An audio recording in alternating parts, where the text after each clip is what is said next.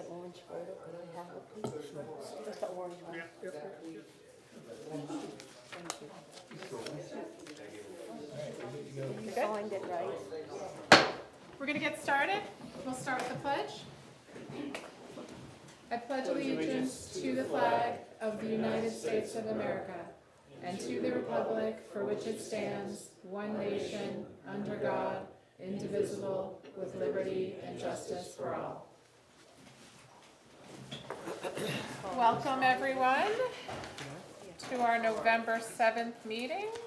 It's pretty dark out there, so thank you all for braving the dark night to come out here. We will get started as usual by reviewing and signing our payroll and accounts payable register for the last time period. For the period ending 11/4/23, we had payroll in the amount of $32,872.67. We had accounts payable in the amount of $68,223.68. We had no ACH payments to Swayze Co-op or NHRS. So I will pass this around for signatures.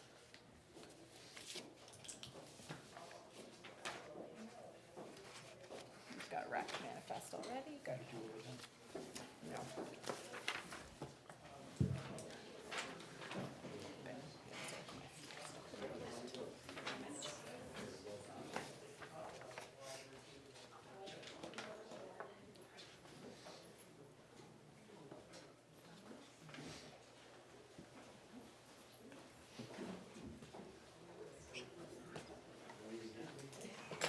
Should have made popcorn. Thank you. Should have made popcorn. No. What happened? You all set? All right, thank you very much. We'll see you later. Thanks, George. Thank you. Next, I will take a motion to review and approve the consent agenda. Moved. Second. And actually, maybe we'll do this first, and then we'll vote to have John take part. In this week's consent agenda is the public minutes from 10:31, the rec manifest, the treasurer's report, and building permits. I have a motion and a second. All in favor? Aye. I'm an aye, so we'll pass that. And then I'll take a motion to have John Morgan. Yeah, I heard you. Okay. And then I'll take a motion to have John participate remotely. Moved. Second. All in favor? Aye. I'm an aye, so John can participate. That does mean we'll have to do roll call votes for any votes that are done tonight. Is there, I know that we're doing accepting a donation. Is there a time-sensitive nature to that? Would it be better to do that before public comment? Yes? Okay. So first we have the great honor of accepting a donation for our library amphitheater project. I'm not sure whether Janice or someone or Liz or who's coming up to get that process rolling.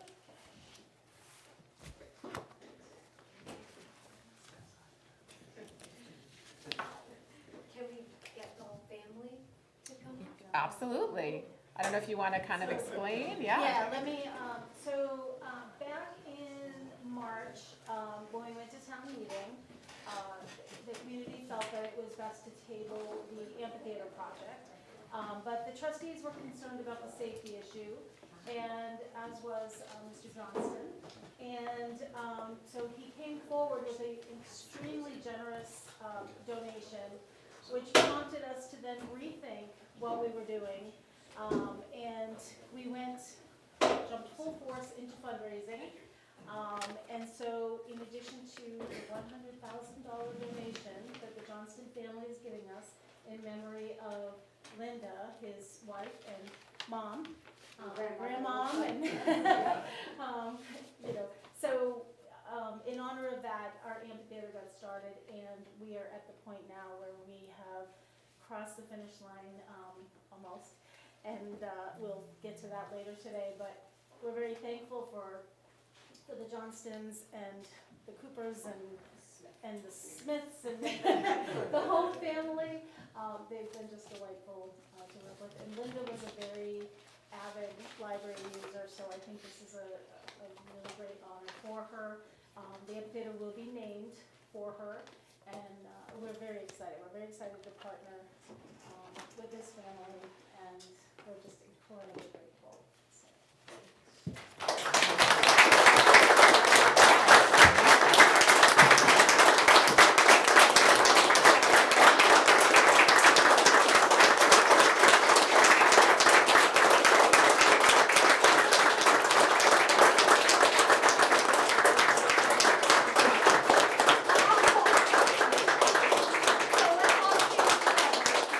Yeah, everybody come up, we'll take a picture. And I don't know if anyone from the family wants to say a few words. Maybe we'll snap a picture first and then. Jillian, you got it?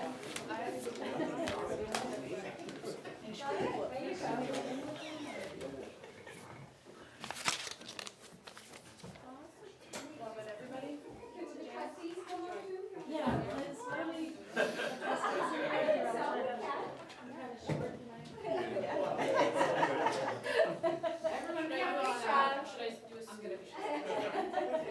That's what I said. We have to do like a sorority squad. Yeah, yeah.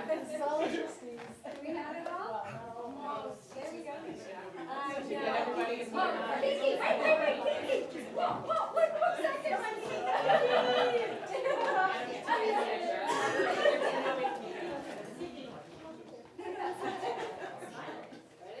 Ready? All right. Thank you. Thank you guys. Thank you.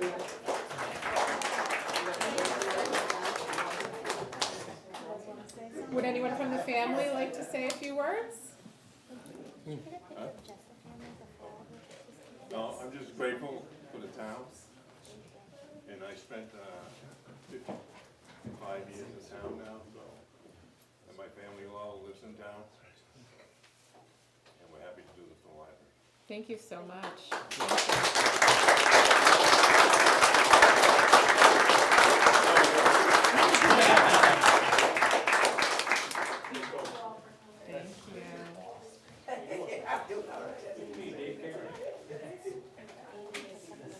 All right, we'll give these guys a minute to clear out.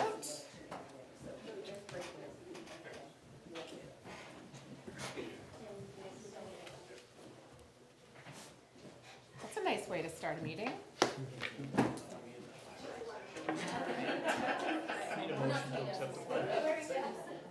No, not yet. Not yet. It's part of the public hearing on the 21st.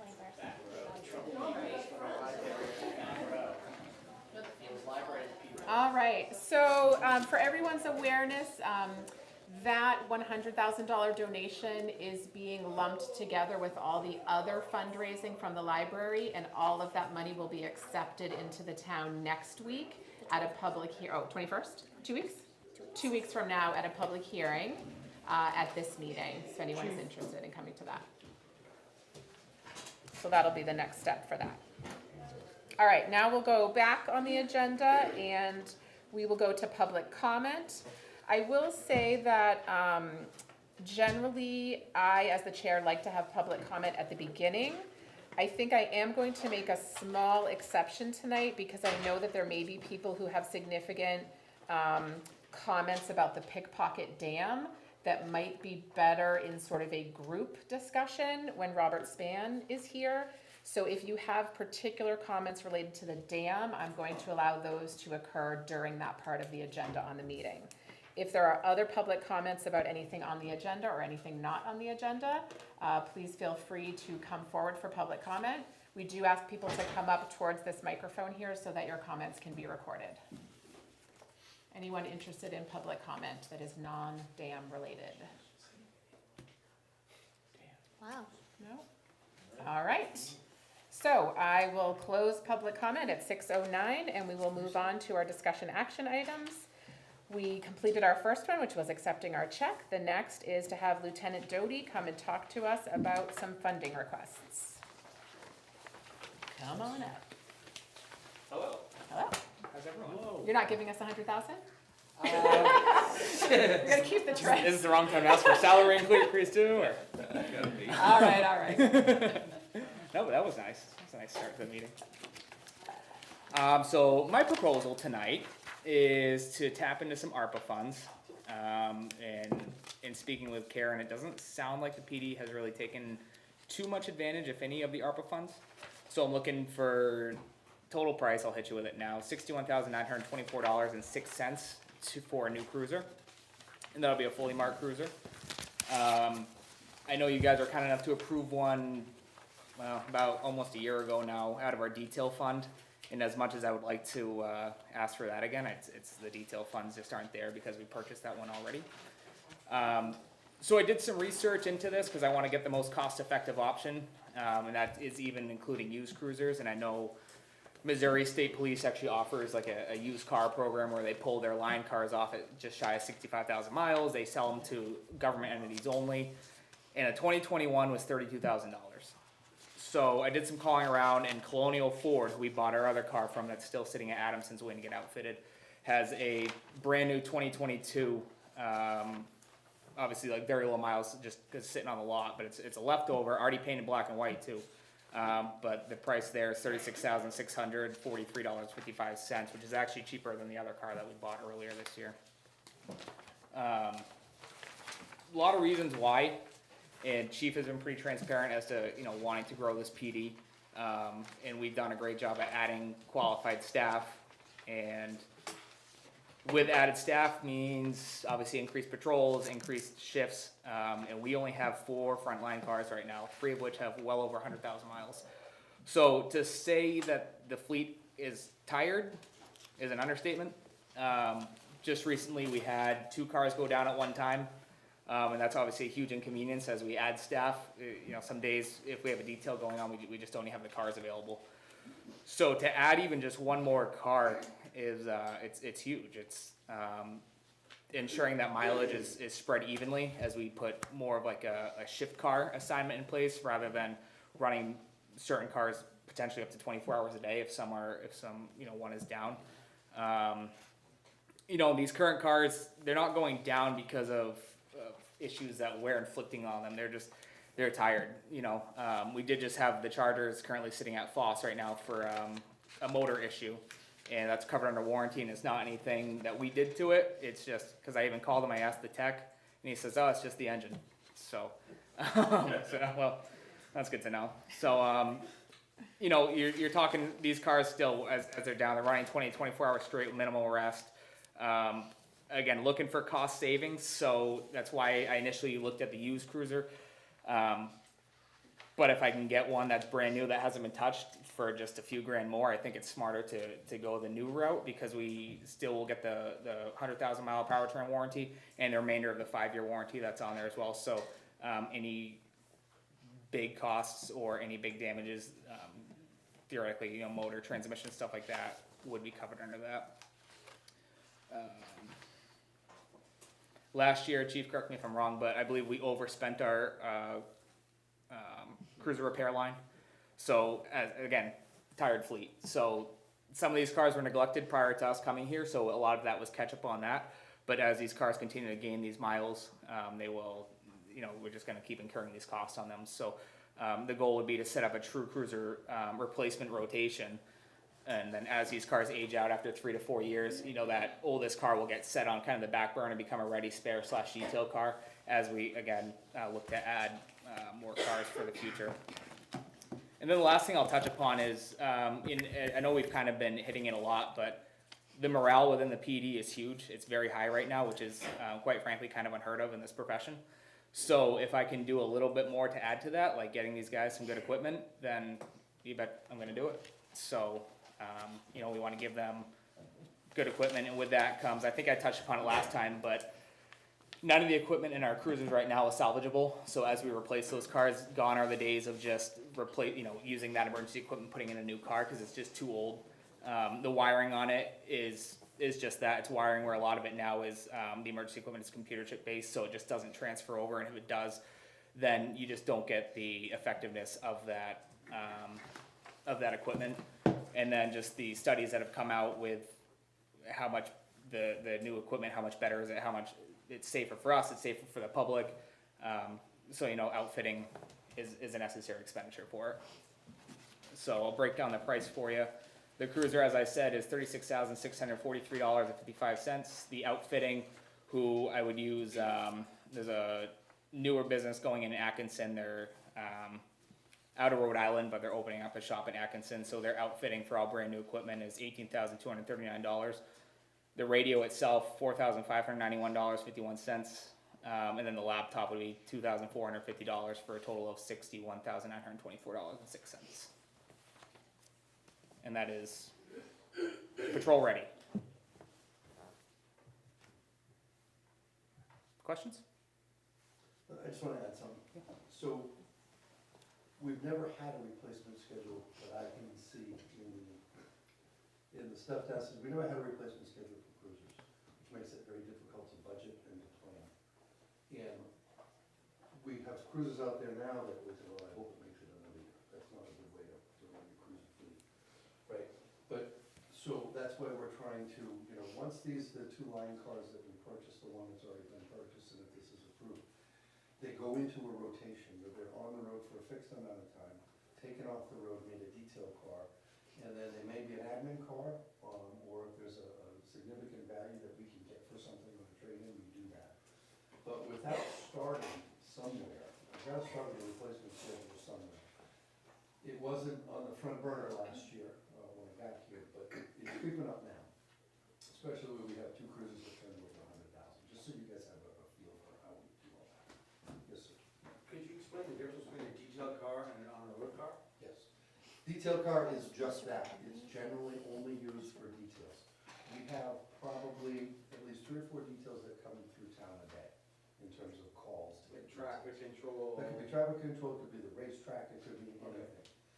And we turn them into detail cars for a reason.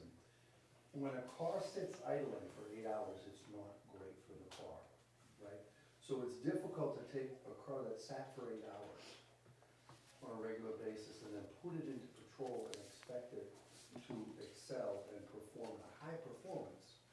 Because, these cars, we get a call right now and I'm out of here and I'm at 60 within 30 seconds, trying to get to a call or whatever. These cars need to be adept at that, and cars that are sitting all day and chugging gas and wear and tear on the engine by sitting idly, we try to separate those two up. We've never had that here either, as far as I know. But it puts us on a better schedule and a better organization. Thank you. Sorry. No, you're good. I appreciate it. Perspective. Board member questions for Lieutenant Zodi? Actually, this may be more a question for Karen. So is it all of 61 from ARPA, or is there some impact fees that would be going towards this? This request here is for it to come all out of ARPA funds. As we sit today, we have $360,000 left in ARPA funds. We had 200 something left. I think the number that we had was 279, and that was accounting for the full appropriation to be spent for the firefighter warrant article. And a lot of that money, because the firefighters were hired later in the year than as scheduled, we only ended up spending $57,000 as opposed to the $115 that was budgeted. So that money's still sitting in ARPA funds. If we Is were, there- oh, go Is ahead. there anticipation, sorry, is there an anticipation that we will not expend the rest of that money that was, allocated for the firefighters? Not for the firefighters, no. So right now, there's about 180 that's already been earmarked for other purposes between the amphitheater and the highway addition completion, which leaves another 180,000 that needs to be committed by the end of '24. If we were looking at other streams of funds, impact fees, I don't think the police impact fees has much in it, right? 10,000 maybe? The PD impact fee account now has 30,000 in it, Okay. but you cannot use it for a replacement vehicle. You can use it to add to the fleet, but you wouldn't be able to use it. If you were taking a car out of rotation, you can't replace it with the impact fee funds. In this case, we could use it because this is a new vehicle. Yes, but I think you don't want to deplete the fund because he has another request, which is up and coming. I see, okay. I'm just thinking what would be the best funding source for this? So you said, what was the total ARPA number that you just quoted? There is $360,630 remaining in the ARPA funds to be spent. But earmarked is 180, you said? Potentially, right, because we've thrown around about 130 towards the amphitheater and then about 50 towards completion of the highway addition. Right. And we have, I know we used a little bit, we've given a few small things out of ARPA over the past few months. I don't know if those are accounted for in there. Like I think the fences at the library we paid for out of ARPA. The fences included in here, was some cleaning that we did at the Yeah. library and then the firefighter Gotcha. from last year's warrant article. Okay. We had heard from the public that the desire for ARPA was really to use it for capital improvements and these sorts of improvements to try to not have to raise tax revenue for this. Does the board have any concerns about using ARPA for a cruiser? Thoughts about that? I mean, I don't, and I think it's, appropriate. The only thing I'd ask, and maybe go back to you, Chief, on this, I know we just, did that capital improvement plan, and I realize that that's from 2024, forward, and we're not quite there in 2024, but, this was a little bit of a surprise, and the idea is to get these things onto the plan, so we're not sort of taking it back. Oh, no question about it, and that is the plan, that's so we can get to that plan. Again, repeat the schedule for everything. And generally, in my understanding and experience is that most of these have been purchased from the detail fund. But a few years back, we went and bought 2 Tahoes for, I don't know, $80,000 a piece and depleted a lot of funds, and we didn't need 2 Tahoes. I would not have made that purchase for that price. So it kind of messed us up going forward in the short term. But in the long term, what I would put in the CIP, which I don't think we need to yet, I think probably when we hit the 5-year mark next year for the updated CIP after '24, will be a cruiser out there. But And Chief, how much accrues into the detail fund on average on a yearly basis? well, that depends, Karen might be able to answer that. Do we have like a ballpark? Because we had enough in it just recently to fund a cruiser. To fund a cruiser, Right, yeah. yes. And it sits at about 40,000 right now. Yeah, so I don't think you accrue enough in 1 year to purchase a Right. cruiser, Right. is the best guess I can give you. But by using ARPA instead of taking out of that detail fund, we could let that detail fund just grow to get ready for the next Well, yeah, because 5-year the detail replacement. fund will always be there, ARPA's done next year. So that's, I don't wanna deplete the detail fund completely, and I don't wanna deplete impact fees completely, because, like if a radio goes down or something like that, and I need a quick $3,000 to $5,000 turnaround, I kinda need that there.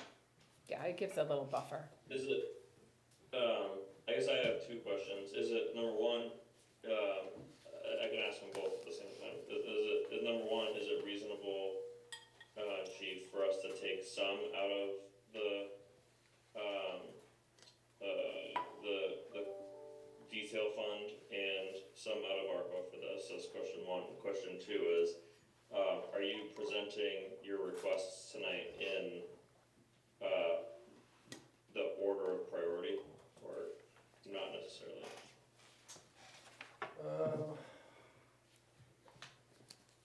The order of priority, I mean, I see both of these requests tonight almost as an equal priority, but on different levels.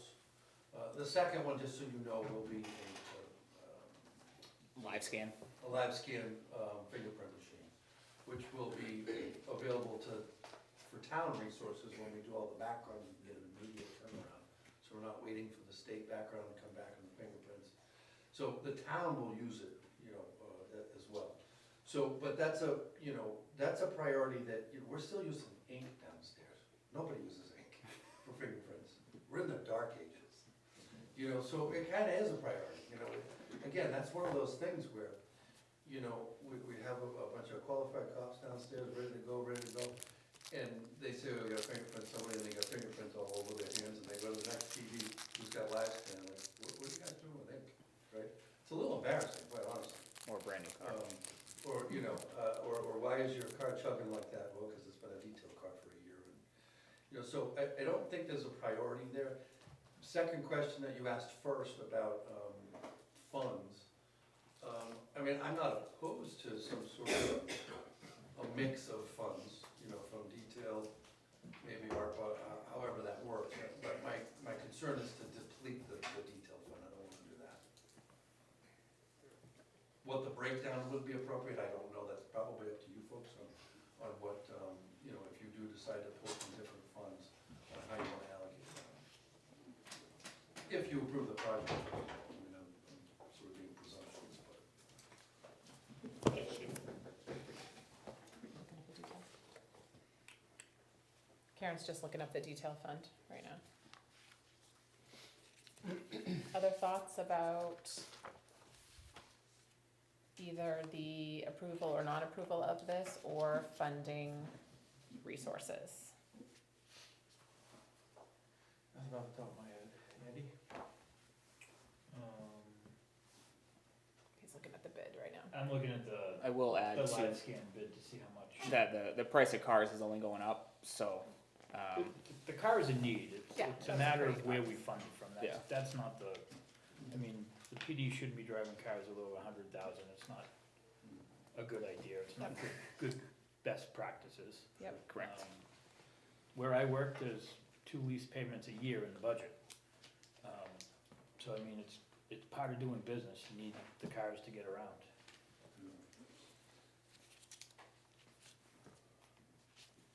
I've taken in $50,000 so far this year, in details.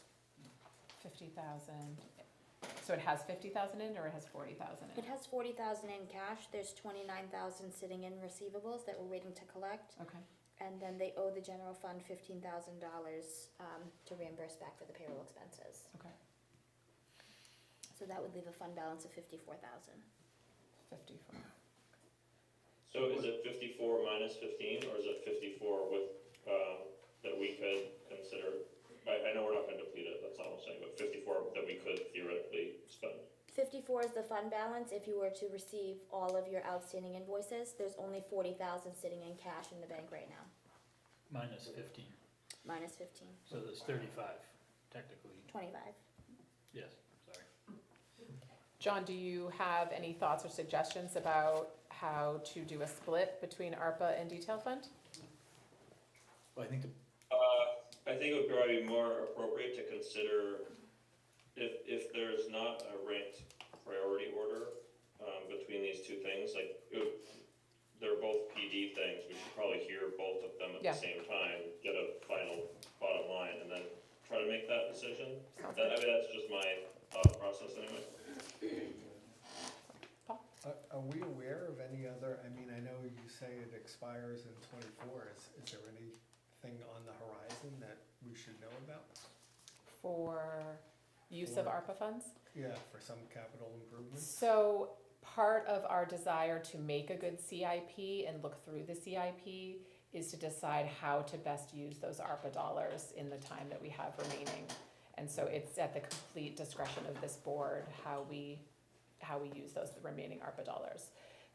We had last year talked about using ARPA to offset taxes, and we heard a lot from the public that they would rather see that ARPA kept separate and used for these sorts of capital things so that we didn't have to go back to the taxpayers for these things. So I think it's really up to this board to decide how that money is allocated.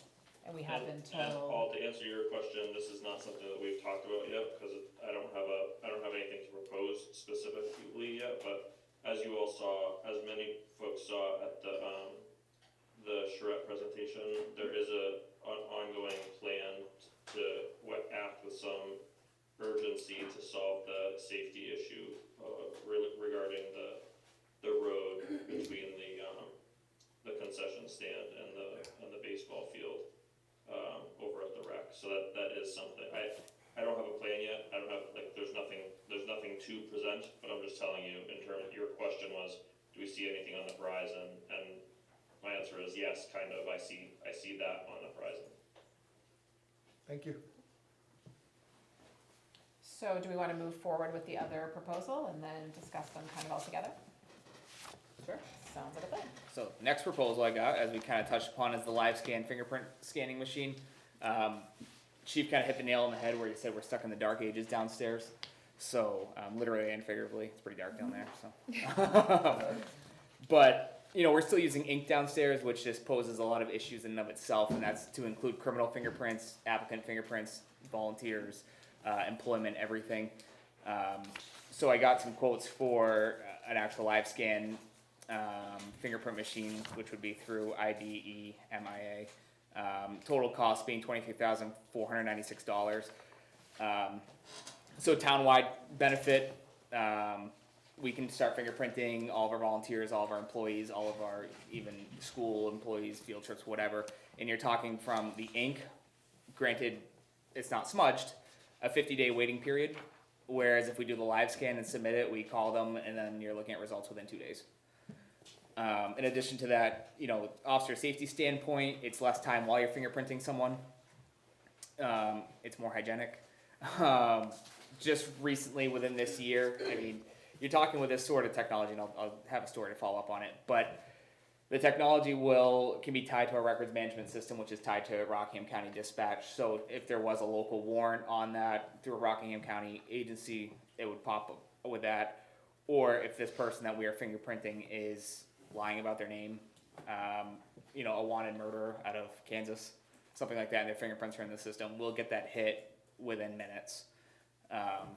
So just this past year, we had an arrest, pretty good drug arrest, and I guess the defendant had a pretty good story because he ended up giving us a fake name, which we later found out, but we would have been able to confirm his identity within minutes of booking and processing rather than after he was bailed. So it's far more efficient. Again, big morale booster for downstairs, get the guys to the 21st century, give them some technology that we can learn. This technology can also be moved with us if we ever move. So, this is what's that? I said when we move. So yeah, just definitely, at this point in time in law enforcement, it's almost a necessary piece of equipment. What's the lifespan of that type of equipment or expected years of use? That I don't have a direct answer for you, but I mean, it's all computer based. So I would say you're talking, at least 10 years until you need to upgrade the computer, because that's going to be the sole function of that particular computer. And that includes the printer that comes with it too. That printer will be specifically for the print cards that we have, both the criminal print 10 prints and the applicant 10 print cards. It does come obviously with a 1-year warranty for on-site too, so any speed bumps we encounter along that first year, they would obviously come fix it. And they'll do all the setup, they'll do a site visit as well, pinpoint the exact spot where it should go downstairs. That way we're not just sitting there guessing and trying to fit it in a corner somewhere. And we're asking for that money to come out of impact fees from both us and talking to Karen out of her side as well, because it would be such a benefit to townwide. So what's the proposal of 50-50 split or between town impact and PD impact? PD has 30,000, just over 30,000 in their impact fee account, and town office has 60. Board questions or comments? Paul? Yeah, so I just want to make sure this is the full cost in terms of setup. Yep. Okay. And, but there's also what looks like just slightly under $4K for an annual fee in terms of maintenance, if I'm understanding. Optional maintenance, that's if you want to continue without warranty on-site repair and stuff like that. Okay, so that's not part of what we're approving then, or? Not at this point, I'm just looking for the total price of the unit. So the total price of that unit is the $23,000 that I initially said, and then if we agree to continue to fund that, just under $4,000 every year annual maintenance fee. But that's not gonna prevent us from continuing to use that piece of equipment. It's not like a subscription or something like that. When you get stuff like this, when I got here, we didn't have the same guns in the cars. People didn't have the same uniforms, right? When you look professional and have professional equipment, you feel professional, you are professional. These folks downstairs need things like this to move forward. Can they still go out and do their job without it? Sure, they could. But when you go to work, don't you expect the latest technology that you need to do your jobs? I would think so. If it's out there, and we can afford it, we should provide it for them. Again, things like this keep employees here, where we like them. We love the group we showing them that this is a forward-thinking town. All the things that these leaders do and is forward-thinking, and they should recognize that. We should reward them with up-to-date equipment. Other board thoughts or questions on the LifeScan machine? What's the total again? 23,496. Yes, thank you. And, sorry, I think I caught it, did we say that we're doing 50-50 split with impact fees from the town and impact fees from the PD? Is that what I That's heard? the proposal.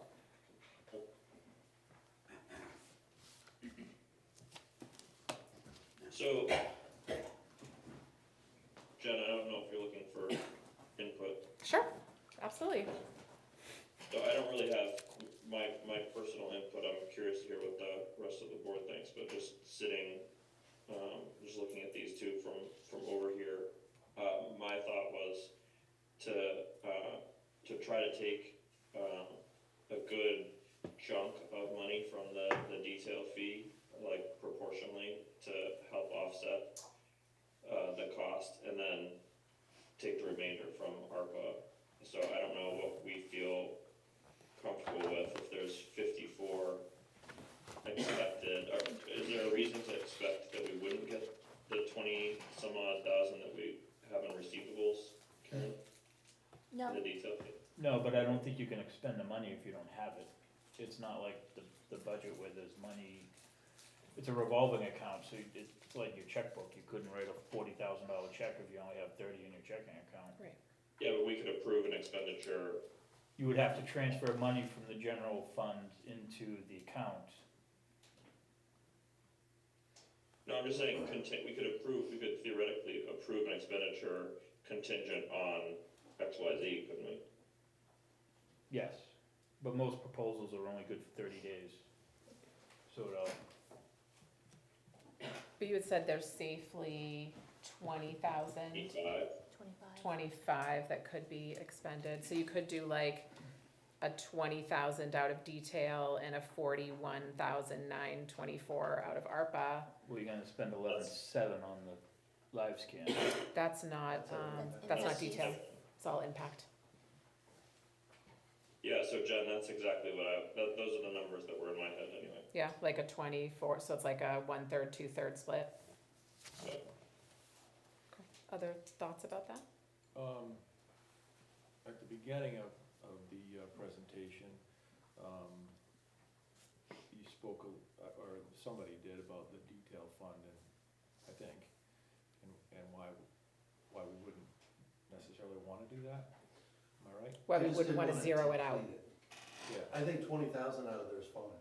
Oh, okay. That would I think leave, that'll work, because that still gives us a buffer, plus then we can wait on the receivables that we're waiting for. right, that would leave 34,000 Yeah, I think in that there, plus whatever we take in for the rest of the year. perfectly, Oh, that's understood. reasonable, I think. Okay. So John, are you proposing a motion? do you want both things at the same time, or do you want? I just think one at a we time? should potentially do them separately if they're gonna have different funding sources. Sure, then my motion is for 20,000 to come out of the, Oh, we just froze. oh, sorry. There, you're back, you're back. The proposal, or the motion is for, to approve the request with 20,000 coming out of the detail fund and, the remainder coming out of ARPA for the cruiser. Is there a second on that motion? Yep, I'll second it. We'll take a roll call vote. Andy? Do you wanna read the numbers into the minutes? Sure, 20,000 out of detail, 41,924.06 out of ARPA. I have a motion on the table from John, I think there was a second. and a second from Paul. We'll take a roll call vote. Andy? Aye. John? Aye. Russ? Aye. Paul? Aye. And I'm an aye, so you are approved for a new cruiser out of detail and ARPA. Thank you. Then we'll move on to live scan fingerprinting. The suggestion on the table is a 50-50 split. So it would be the 23,496 split evenly between town and PD impact fees with no impact on the taxpayers. Is there a That's motion? my motion, I guess. Okay, we have a motion from John for that 50-50 split. Second. Roll call vote, Andy? Aye. John? Aye. Russ? Aye. Paul? Aye. And I'm an aye, so we will approve that with the split of impact fees. I thank you guys for letting us Thank get to you the very much. 21st century. Thank you. Thank you very much. Guys, You're I welcome. say this Yeah, every it's time, huge. the guys downstairs, you realize what you do for them, so thank you. Well, we are thankful for them. This is gonna be like Right back Christmas at ya. morning for them when I tell Right them. back at you. Thank you. Thank you. Thank you. Until Chris has to figure out how to set it up. All right, next on our action items is budget review. We have 2 budgets up for review tonight, debt service and code enforcement. I'll turn it over to Karen for debt service. Debt service is bonds, principal and interest upcoming for next year. The budget is reduced slightly because the library bond was paid off in '23, so it's not included in the '24 budget. I've also put in $25,000 out of the fire department's impact fee account to reduce the fire station bond payment by that amount. And then I put back the $30,000 in TAN that was removed out of the '23 budget due to the budget cut at town meeting. But overall, it is a reduced budget. It's down about $600,000. So the fire station, the 50,000 here reflects a reduced, Right, so we Right. owe them 75, or we owe them 80. okay, so 30 of that Yep, came from impact fees, you said? yes. Okay. I wonder, Karen, we had a discussion when we set the tax rate last week about TAN and how in the entire time that you've been here, what, 12 years or something? Mhm. That we have never used a TAN in town. I wonder whether we need to keep 30,000 in that line item or whether we could reduce that or even potentially drop it to $1. I don't know how you feel about that. It's just one of those, it's always been there. Right, and we have not used it in your Not for that entire time purpose, that you've been here. not for a tax anticipation note, and times when other idle line items have been tight, we've used that as to offset. Right. Everyone understands what TAN is? Yeah, Yeah, it we talked bridges about the it gap. Right, if So- we needed to take a loan to pay our bills between, Historically, when is the last time that was used? before her time. For me, Do you So, like, remember? over- I For don't know. TAN, I don't remember. I know we've used it. I think we've had to use it during ice storms, snowstorms. Right, as a budget wiggle room. Yes. I'm just thinking, we were gonna see some increases in the budget, for salaries and et cetera. This might be one place we could tweak the budget downward slightly. I don't know what folks think about that, just given that it's a line item that we have not used historically. What are board members' thoughts about that? I think we should. We don't necessarily have to zero it out, to your point of it, being a little bit of wiggle room in the budget. And Karen's really careful about helping us set our tax rate, but if we were off a little bit, there could be the potential that we would have to use TAN. Yeah, I don't see the need for it, I mean, historically, and it's just costing money.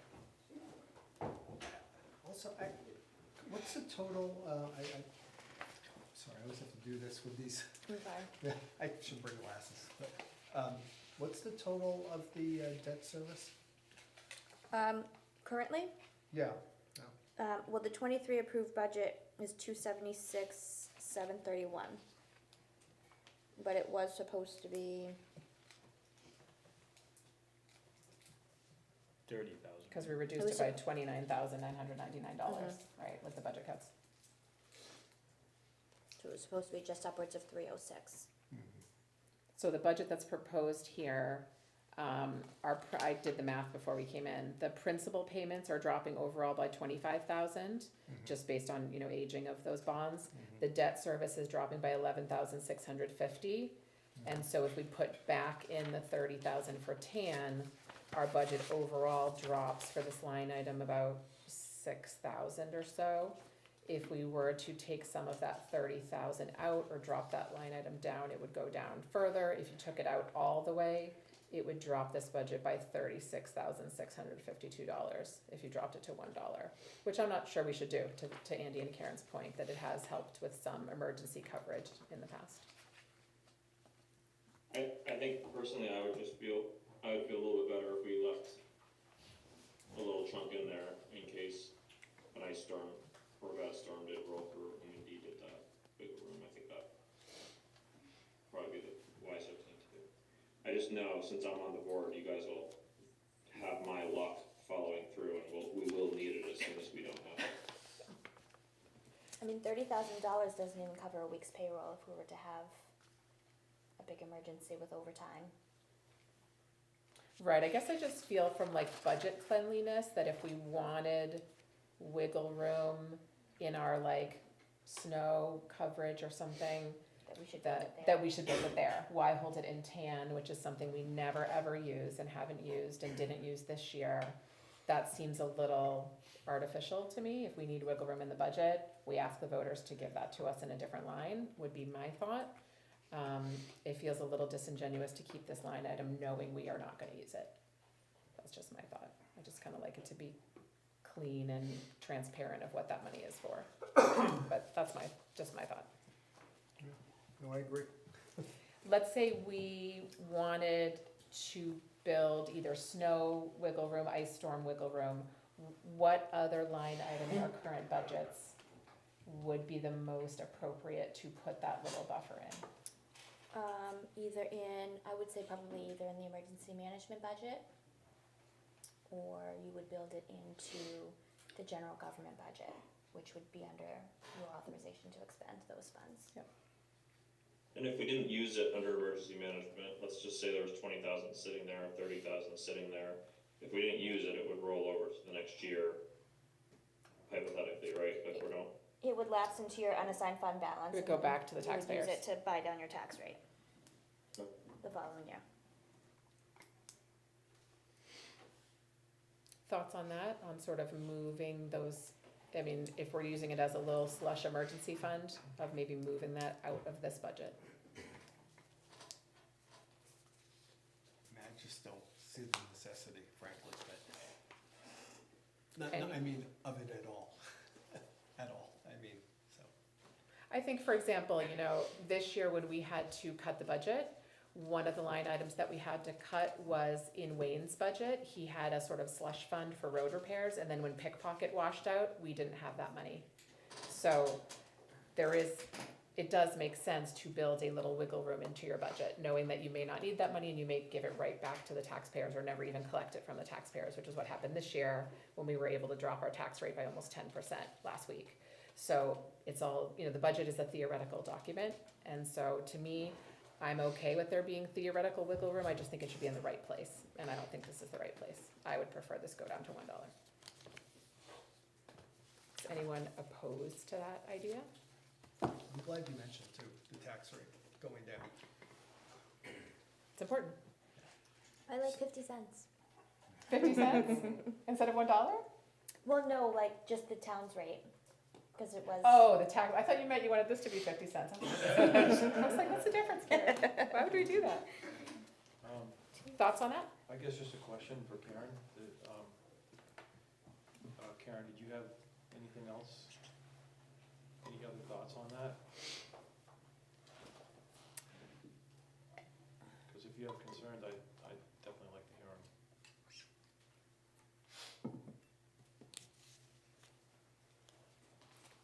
I mean, it can be reduced. I would prefer some of those dollars to be rebudgeted and reallocated someplace else. I think it would make sense to do, the emergency management budget has already passed through the budget committee, so I would prefer not to have that reopened. To put it into So maybe general. we put it in general government, and then it still leaves it in your authorization. But when are we doing the general budget? I think that's slated for the 21st. A couple weeks? Mhm. Okay. So if there is some movement of some of those funds into the general budget, you're not opposed to TAN specifically going down to Correct. 1 as we have not needed it in a decade? Correct. Down to $1, is that what you just said? I would Yes. think that would make the most sense. I wouldn't want to eliminate it in case we end up needing Yeah. to refund I just wanted to TAN. make sure I understood what you were saying, yeah.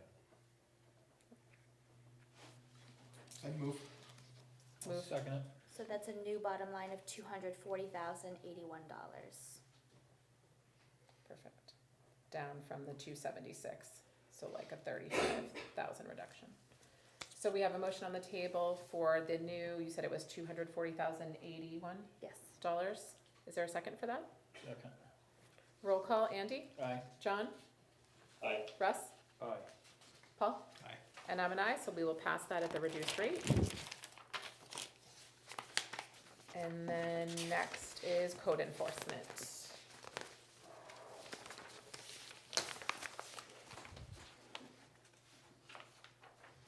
Would you like me to come up? Come on up. Take a seat. Good evening. Good evening. I have a question before we start. Does this air purifier make too much noise for the speakers? Not usually. In fact, I'm not sure if it's not on, why it's not on. Russ usually remembers to turn it on. I always see you turning it on. But I I'm think just maybe- curious. It does make noise, but in general, it hasn't been bothersome to the board in the past. But thank you for noticing that it wasn't on, Yeah. given that the community COVID rate's like 7%, so that's a good thing. He All right, realized. Okay. you have the floor. You, I assume, have my numbers in front of you, We do. penciled in with percentages. So I guess first off, I'll ask you if you have any questions, or if you want me to go through explanation. Do you need to know that we're on track to bring in approximately close to 90,000 again this year? We're currently, I believe, just under 80 now, so just about covering the total budget for last year. We've got a little competition in outside inspectors, so there's gonna be an increase. I haven't increased that for a couple of years.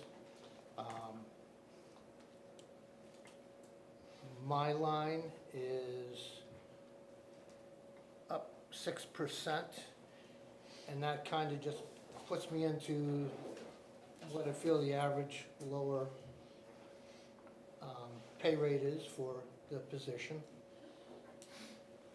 And we got a decrease in books, because we bought most of the books that we needed last year, because there was code change to 2018 that took place in 2023.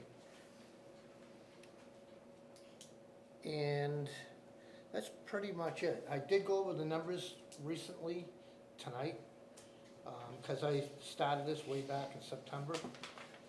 And if I had the chance to, I would increase this slightly. I noticed that I'm already up to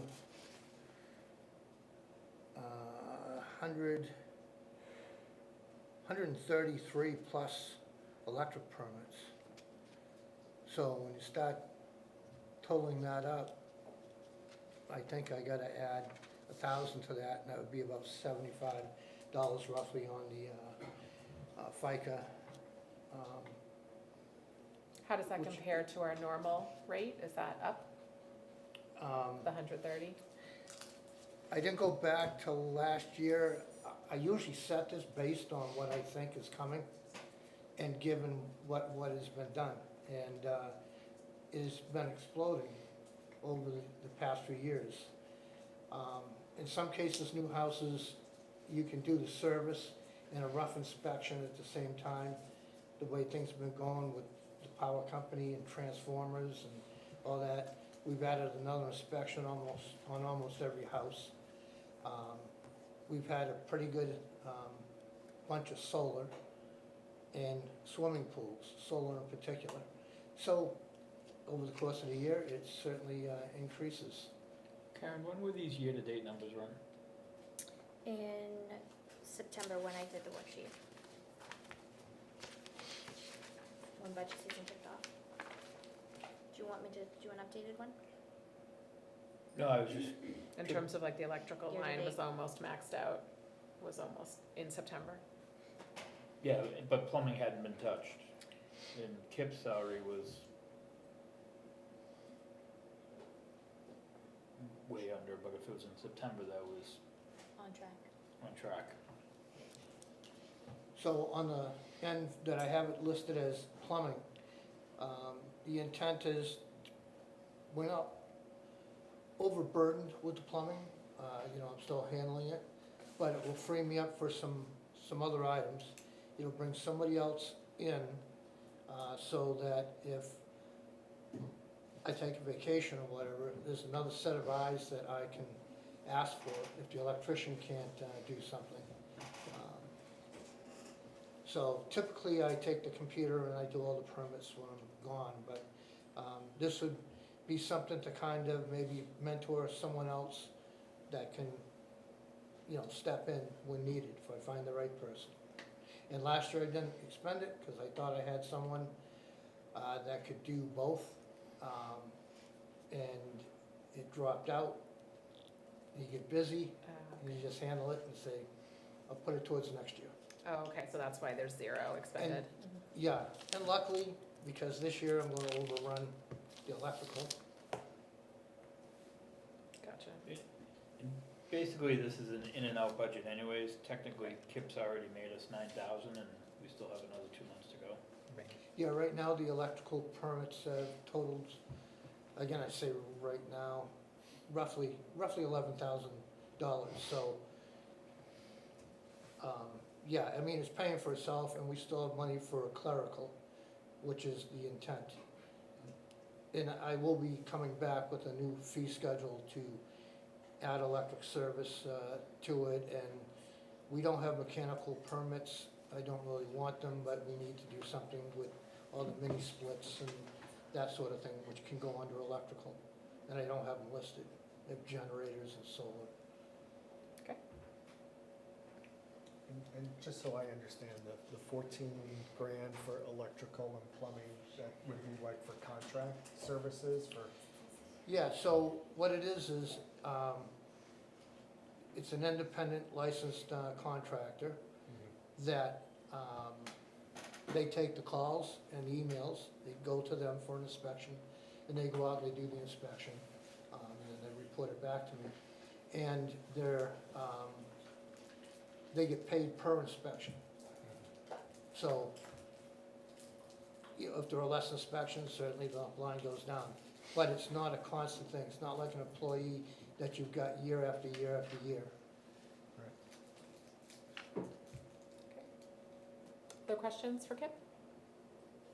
So this has an overall bottom line budget of 87,224, which is a 6.75% increase. Anyone interested in making a motion? Move. Did you? Okay. Well, You might not need to say more, Kip. What were you gonna say? Nothing. I had mentioned just $1,000 increase on the electrical line, and which would have been $1,000 plus 75 in the FICA, which would have brought the line to 88, with $299, I believe. Okay, to bump your electric a little bit. So, I mean, I'll live with it. I'll make it work either way. Would you like to amend your motion to give them that extra electrical? 88,299. I believe that is correct.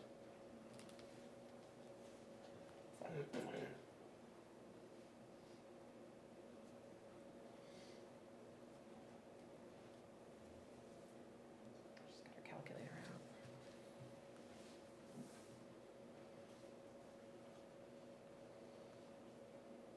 Yeah, so 88, what did, 88? 299 or 300? Yes, I rounded up to 300. So 88,300? I'll amend my motion to 88,300. There's a motion on the table for 88,300. Do we have a second? Yeah, second. Roll call vote. Andy? Aye. John? Aye. Russ? Aye. Paul? Aye. And I'm an aye, so the budget passes for 88,300 for code enforcement. Thank you, Kip. Okay, thank you.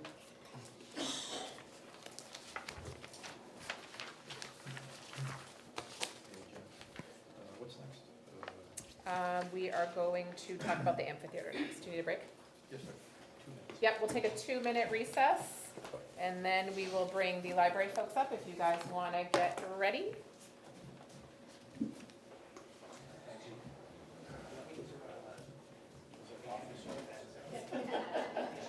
It's 7 o'clock, 7:02.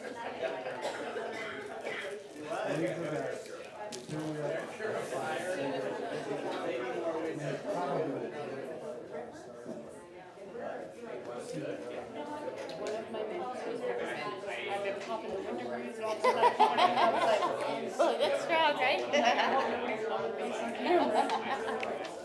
ask you about this, ARPA. The warrant article that held a hundred of ARPA for firefighters, was it tied to a specific expectation that that hundred would be carried? It was just for that, not for that, so as soon as that budget year lapsed. Okay, so it's not like the cheap. I thought that number was lower, but Put that back in.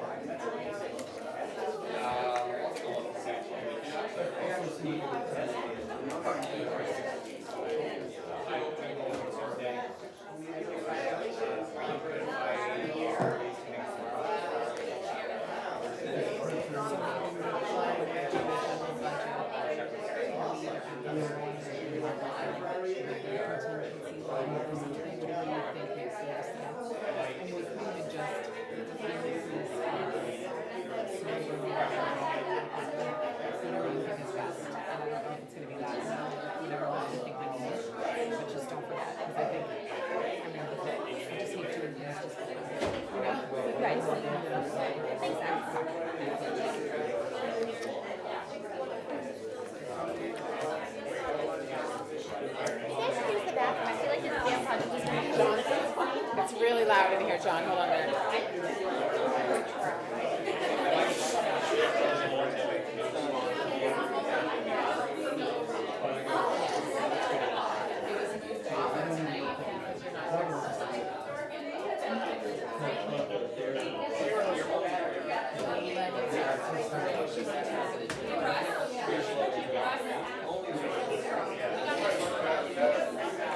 I'm on it. All right, you back? I know, it is getting hot in here. You can always count on Ross to open windows.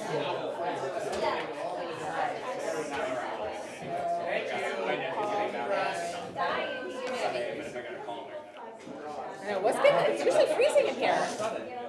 Yeah, all of a sudden it got like a little hot.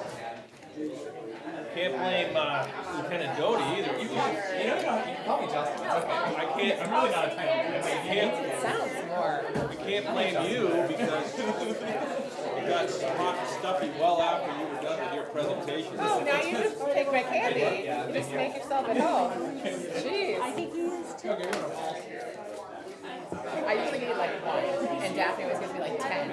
I'm like, what are you talking about my breath? I do. Do you want, like, this is. I know, right?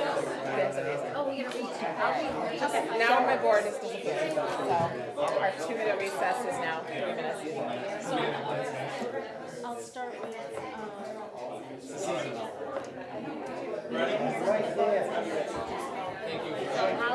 I'll hold this and then say that we today have chosen, there you go. We agree with We need Paula. landscaping. Paula there? He's coming. put the readers on so I can say. My fault. That's okay. Are we serious? All right, Chief. Are you kidding me? Chief, you're reconvening. I was like, how did you guys do Oh, wait, that? Okay, Thank you. Why are every door and window open? Is this because Kip left? He's gonna have a heart it just attack. got like really hot all of a sudden. These people passing. We're gonna have to listen to Kip be upset because you are blowing this HVAC system out. You're supposed to have the air purifier on? Wow, you guys. They literally made a break to leave and open every window. And right, All right. all right. All right, we're gonna go back into session. Our next discussion action item is the amphitheater update and ARPA funds request. We had at the beginning of the meeting accepted the $100,000 donation. And so now we're gonna hear about the bids to put that money to work. So Liz is gonna start with a description of what, Kevin. Got Kevin on the brain. Jeff Jeff Highland Highland from from Ironwood Ironwood. Landscaping, and it's a letter of recommendation for construction contract award. Dear trustees, on Sunday, October 1, 2023, the town of Brentwood advertised a bid request for site construction contractor services for the Mary E. Bartlett Memorial Library Amphitheater Improvement Project. On Tuesday, October 10, I held a non-mandatory pre-bid meeting on site at the library where several contractors attended to review the location and ask questions. Following the site meeting, a single addendum was issued for clarification. The bid process concluded on Friday, October 27 at 11 a.m. when 3 contractors provided bid proposals to the library director, Janice Weirs. Rye Beach Landscaping of Exeter, New Hampshire, Trimmers Landscaping of Londonderry, New Hampshire, and Triple Construction of Manchester, New Hampshire. Behind this cover letter is my bid tabulation on the contractor submissions for your reference, and we can go over that. I have completed a full review and analysis of the 3 bid proposals and recommend Trimmers Landscaping at a bid price of $373,880. Trimmers Landscaping is a qualified company that has been in operation for 20 years. Its staff is experienced working with municipal and commercial clients, and the amphitheater project is within their scope of expertise and capabilities.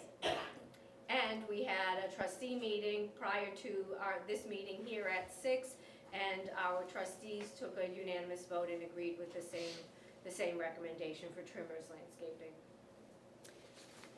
And I believe of the 3 bids, that was the lowest It was the bid. lowest of the 3 bids. I can give what you, the bids yeah, are? so, We've seen, the board has seen them. you guys see them, okay. Yeah, so they were Yeah. the lowest.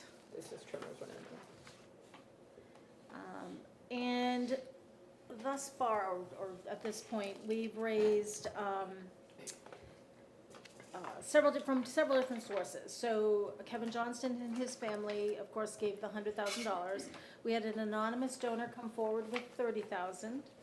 Our GoFundMe campaign was $4,558. We also raised what I call assorted funds. They're basically private donations made to the Friends, and including a donation by the Friends, and that was in the amount of $15,105. And we did a raffle, bringing in $7,300. And I want to thank the people that participated in both giving items for the raffle and for making donations. There were some very, very generous people in this community. So thank you for that. Was it?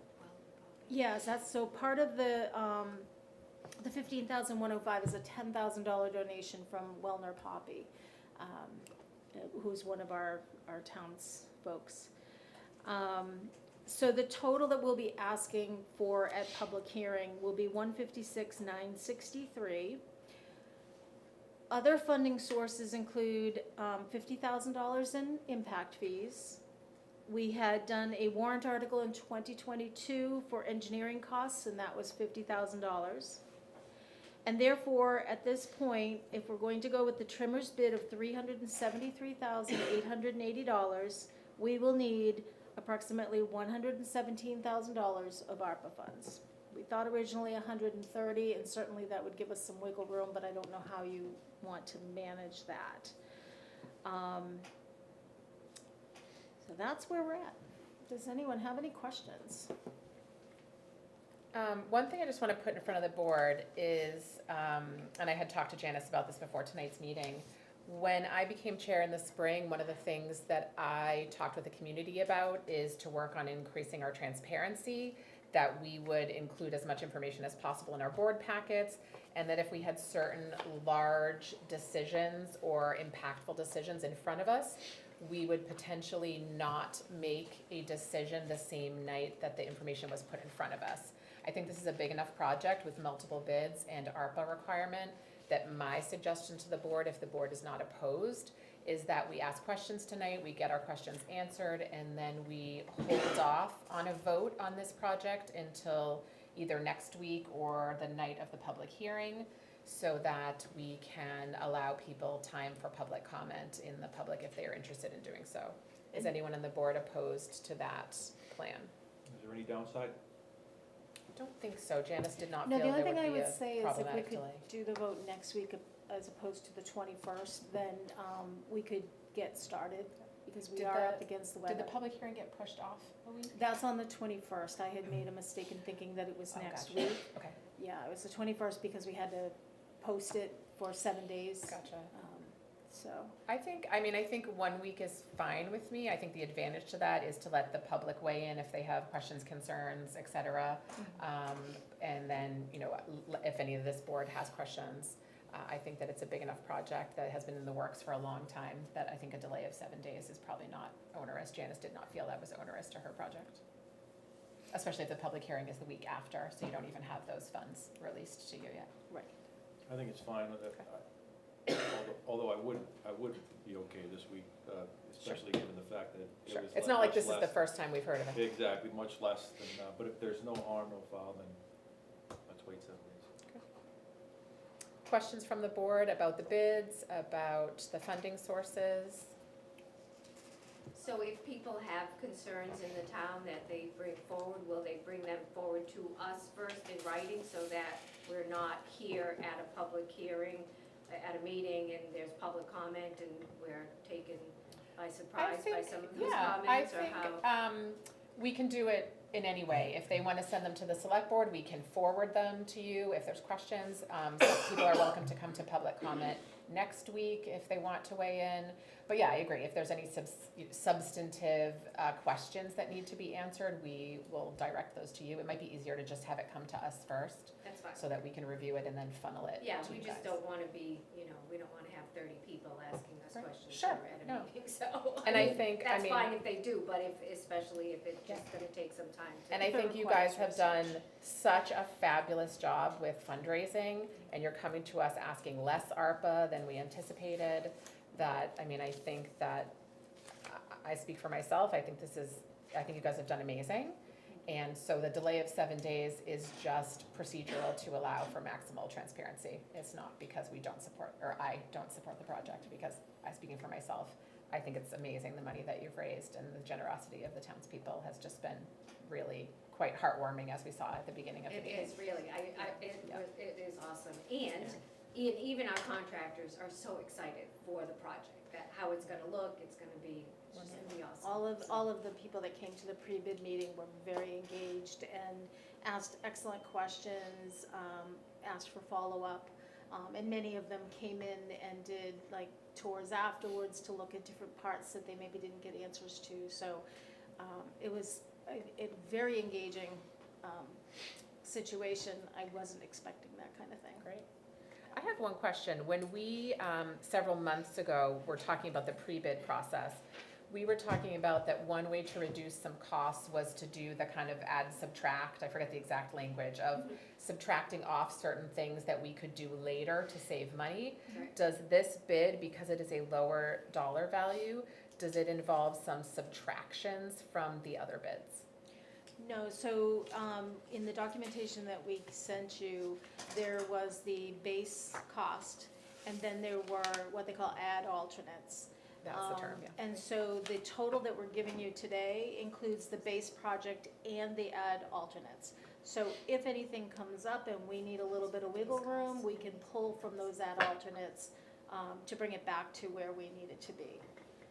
But even the second bidder, that we have chosen the lowest bid, even the second bidder up, if you took out their add alternates, we still would have had to raise more money, and we didn't think we could handle it ourselves, and we didn't think we knew we didn't want to ask the town for more, so.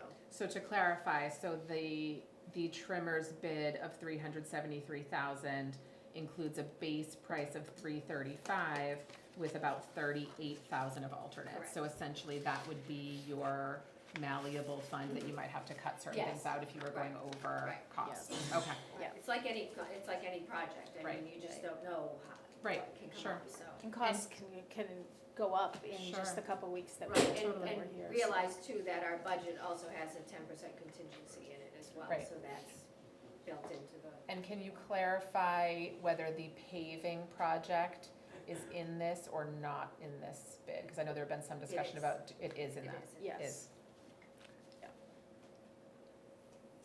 Board questions? Looks like Paul's got a question. Yeah, I got lost in the numbers, so if you could just walk me through again. It sounded like there was a hundred and almost 157, you said, in grants or donations. Yes. And then how do you come up with the 117 from ARPA? And I lost then the difference, because 157 and 117, that works out to like 273, so there's another 100, where? So 50,000 from our impact fees, Okay, and 50,000 was already raised in 2022 as engineering costs. okay, but, So that's 100,000, and then you have the 100,000 donation, and then all your other donations. so is the engineering cost then built within that They're- 373,000? That's part of what has gotten us to this point already. So Right. they have been, the engineers have been to the amphitheater to Right. measure. But to you his know, point, But he's that's Is right. already been Is that extended within the in- 373,000? You know what? That's a really Yeah, I good would question. presume that's, most of that has been expended already. It has. has been. It has been. I didn't think about that. Did you factor that into your totals? No, We'll so have they to would ask actually Jeff be looking for 166. About that. Okay. Question. I thought I had it. There's so many numbers. That's why I asked some questions, but Yes. having said that, I mean, I just want to say that the support from the community and for Kevin, you know, it just speaks volumes to me, and I know you put a lot of hard work into this, so I know you'll go back to the well and you know, get some answers, so. Right. But you know what? I think we didn't look it up.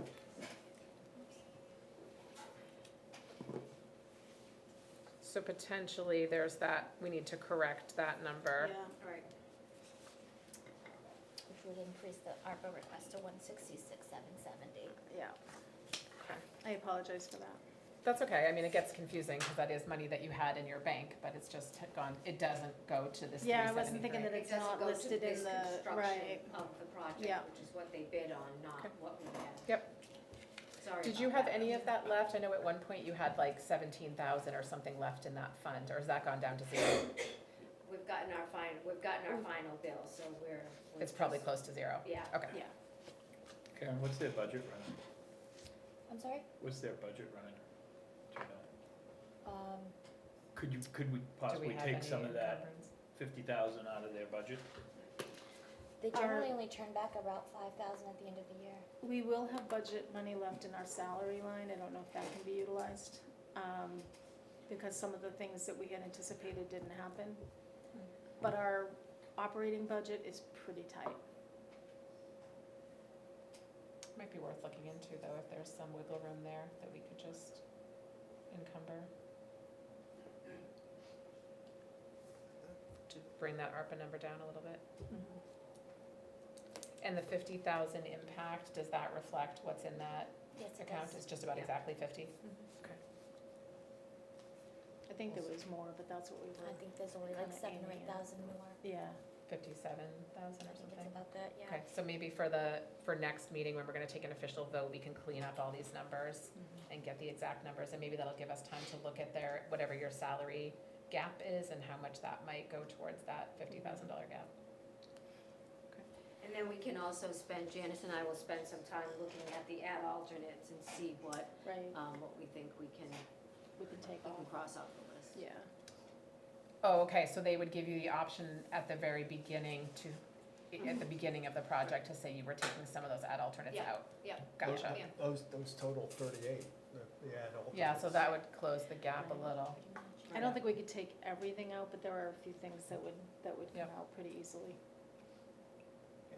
And I think we had anticipated, you know, in earlier in the year, somewhere we thought, you know, 125, 130,000 was about what we were expecting. So we may be able to kind of massage it closer to that number. And to Karen's point, we have some extra in ARPA even from what we were thinking at the beginning of the year because Right, of we heard what we that didn't expend earlier in today fire. in the meeting. Other questions from the board, or John, any questions from you? No, I'd say let's just make sure that we do, drive down those add-ons as much as possible, given the discrepancy. Sure. Paul? Yeah, and I just wanted to understand, because I was taken aback by and I don't, you may not know the answer, but the bids were just so wildly different Yeah. between like 373 and 653, so it just, do we So- have a level of confidence in this contract, or given that, you know? Yes, yeah, so we talked to Jeff about that process, and he said that likely that third contractor who came in at 600 and something thousand, sometimes what these contractors do is they just throw out bids, they just, like, they don't do much work on them, they throw them out and they hope that nobody else bids on the project and they're the default. They Or don't. to call, I really don't wanna do it. Or that, yes, exactly, yes, that's what he said. So that's likely what that one was. I think the other two were much more serious bidders. Trimmers is also not using any subs.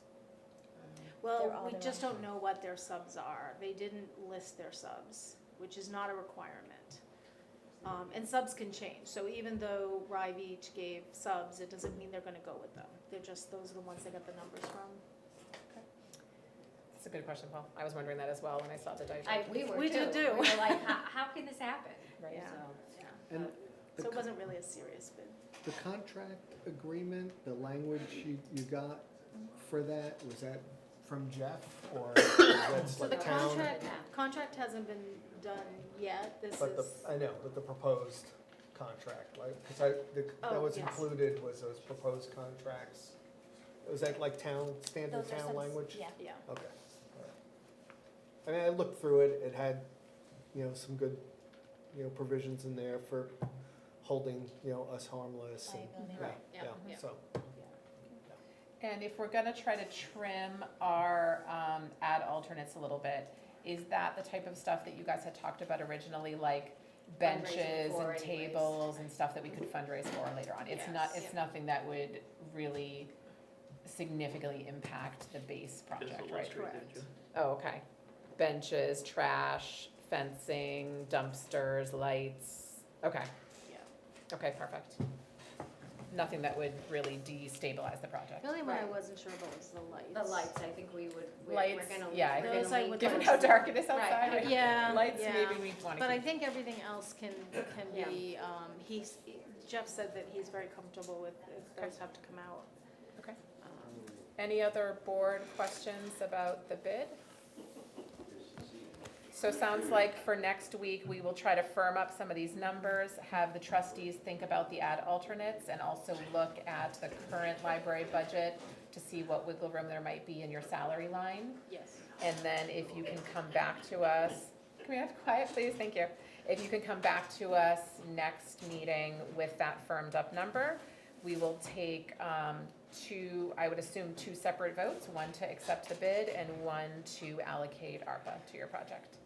Sounds Okay? good. And if And then any of we'll the do the public public is hearing the interested next in weighing in, feel free to send Karen an email, which she will forward on to the select board and to the library.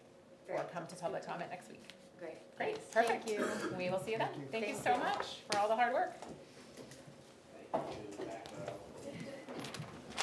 All right, and next we have Robert Span, who's here to talk about Pickpocket Dam.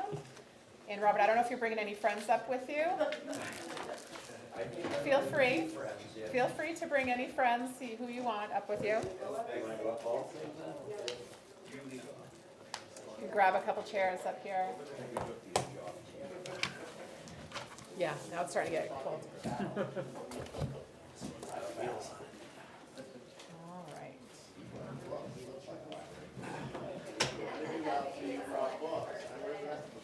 All right, if we can have quiet, please, from the crowd, thank you. Robert, I will give you the floor. Okay, Library. thank you. Library people are rowdy. Yeah. It's supposed to be silence in the library. Hi, I'm Robert Spann. I live on Peabody Drive, and I got involved in this issue a week ago when I first found out about the application from the town of Exeter to apply for a federal grant to remove the Pickpocket Dam, and that concerned me greatly. And I've done some research, I've talked to some folks, and given the hour, why don't I just give you a very brief overview of what's happened? And I know that Becky and Eric have further remarks, but several years ago, the town of Exeter received a deficiency notice from the state about the Pickpocket Dam and the risks involved in the dam. And the town was given options. The town of Exeter was told to come up with options basically by the summer of 2024 and to do any work that was needed by 2027. So the town of Exeter has been studying this. They have a river advisory committee which has been studying the dam for several years. They've been studying several alternatives, which include reconstruction of the dam, modification of the dam, removal, and also purchasing one. The deficiency in the dam is that in case of a more than 100-year flood, one house downriver in Exeter would be flooded up to the first floor. And that creates what they call a high risk. So there's the alternative of even just purchasing that house and getting rid of the high risk. But so they've been studying these alternatives, and they're in the middle of the study. The study was supposed to be completed by next summer. In the meantime, they find out that there's federal money involved through a grant from NOAA, the National Oceanic Atmospheric Administration, to get $1 million or more to make modifications or removal of the dam. So they jumped on that opportunity.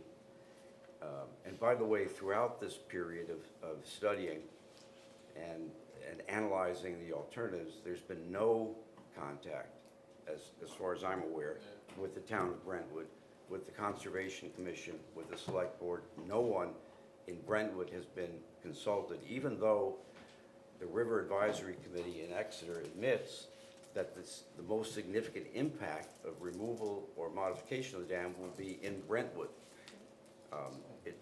If they remove the dam, they say that the effect on the river, both downstream of the river, will be negligible. But upstream, they say that normal water levels will be reduced as far up the river as Hague Road, which is about 3.6 miles from the dam. So we're going to see a drop, and perhaps a significant drop, in the levels of the Exeter River through Brentwood. We don't know how much, but we know it's going to be significant. The River Advisory Committee, despite these issues, voted to approve the application for the grant and to approve removal of the dam. Even though, well, let me stop there for a second. They then went to the Select Board in Exeter and convinced the Select Board to vote to approve the application for the grant and to remove the dam. The River Advisory Committee told the Select Board in Exeter that removal of the dam was necessary in order to get the grant. That's not true. It turns out that the grants are available for anything that will enhance fish passage. That's the whole purpose of this grant, is to enable fish to go upstream, ocean fish that spawn in rivers. And so, but they do give preference to dam removal, but it's not required. So in any event, the Select Board in Exeter voted unanimously in October to approve the grant application and to remove the dam. So this is a done deal as far as Exeter is concerned. the grant application has been submitted, and Exeter notified the town of Brentwood recently, it's in last the week. board packet last week, saying, oh, by the way, we're gonna remove the dam, and you can come to meetings and find out about the status. But again, there was never any consultation. So, I've been doing research, Eric's been doing research. I submitted yesterday a right-to-know request for all public records relating to this decision in Exeter. I've sent a copy to Karen, and that the board should have that. There's still more information we need in order to determine what the next step is. But I think at a minimum, the town of Brentwood should go on record as strongly objecting to the way this process was conducted. The fact that this has happened without consultation with the people most affected. And it may be down the line that some sort of communication to NOAA will be appropriate. But I don't think we're at that stage just yet, because we need to get more information. So with that, I'll stop and let others speak. Okay, well, I go next, because I Sure. think chronologically, I probably go back the furthest on this. So Eric Turr, also on Peabody Drive. And so, wearing several hats today, I am one of Brentwood's two official representatives on the Exeter Swampscott River Local Advisory Committee, which has responsibility for all projects along the river and the river corridor.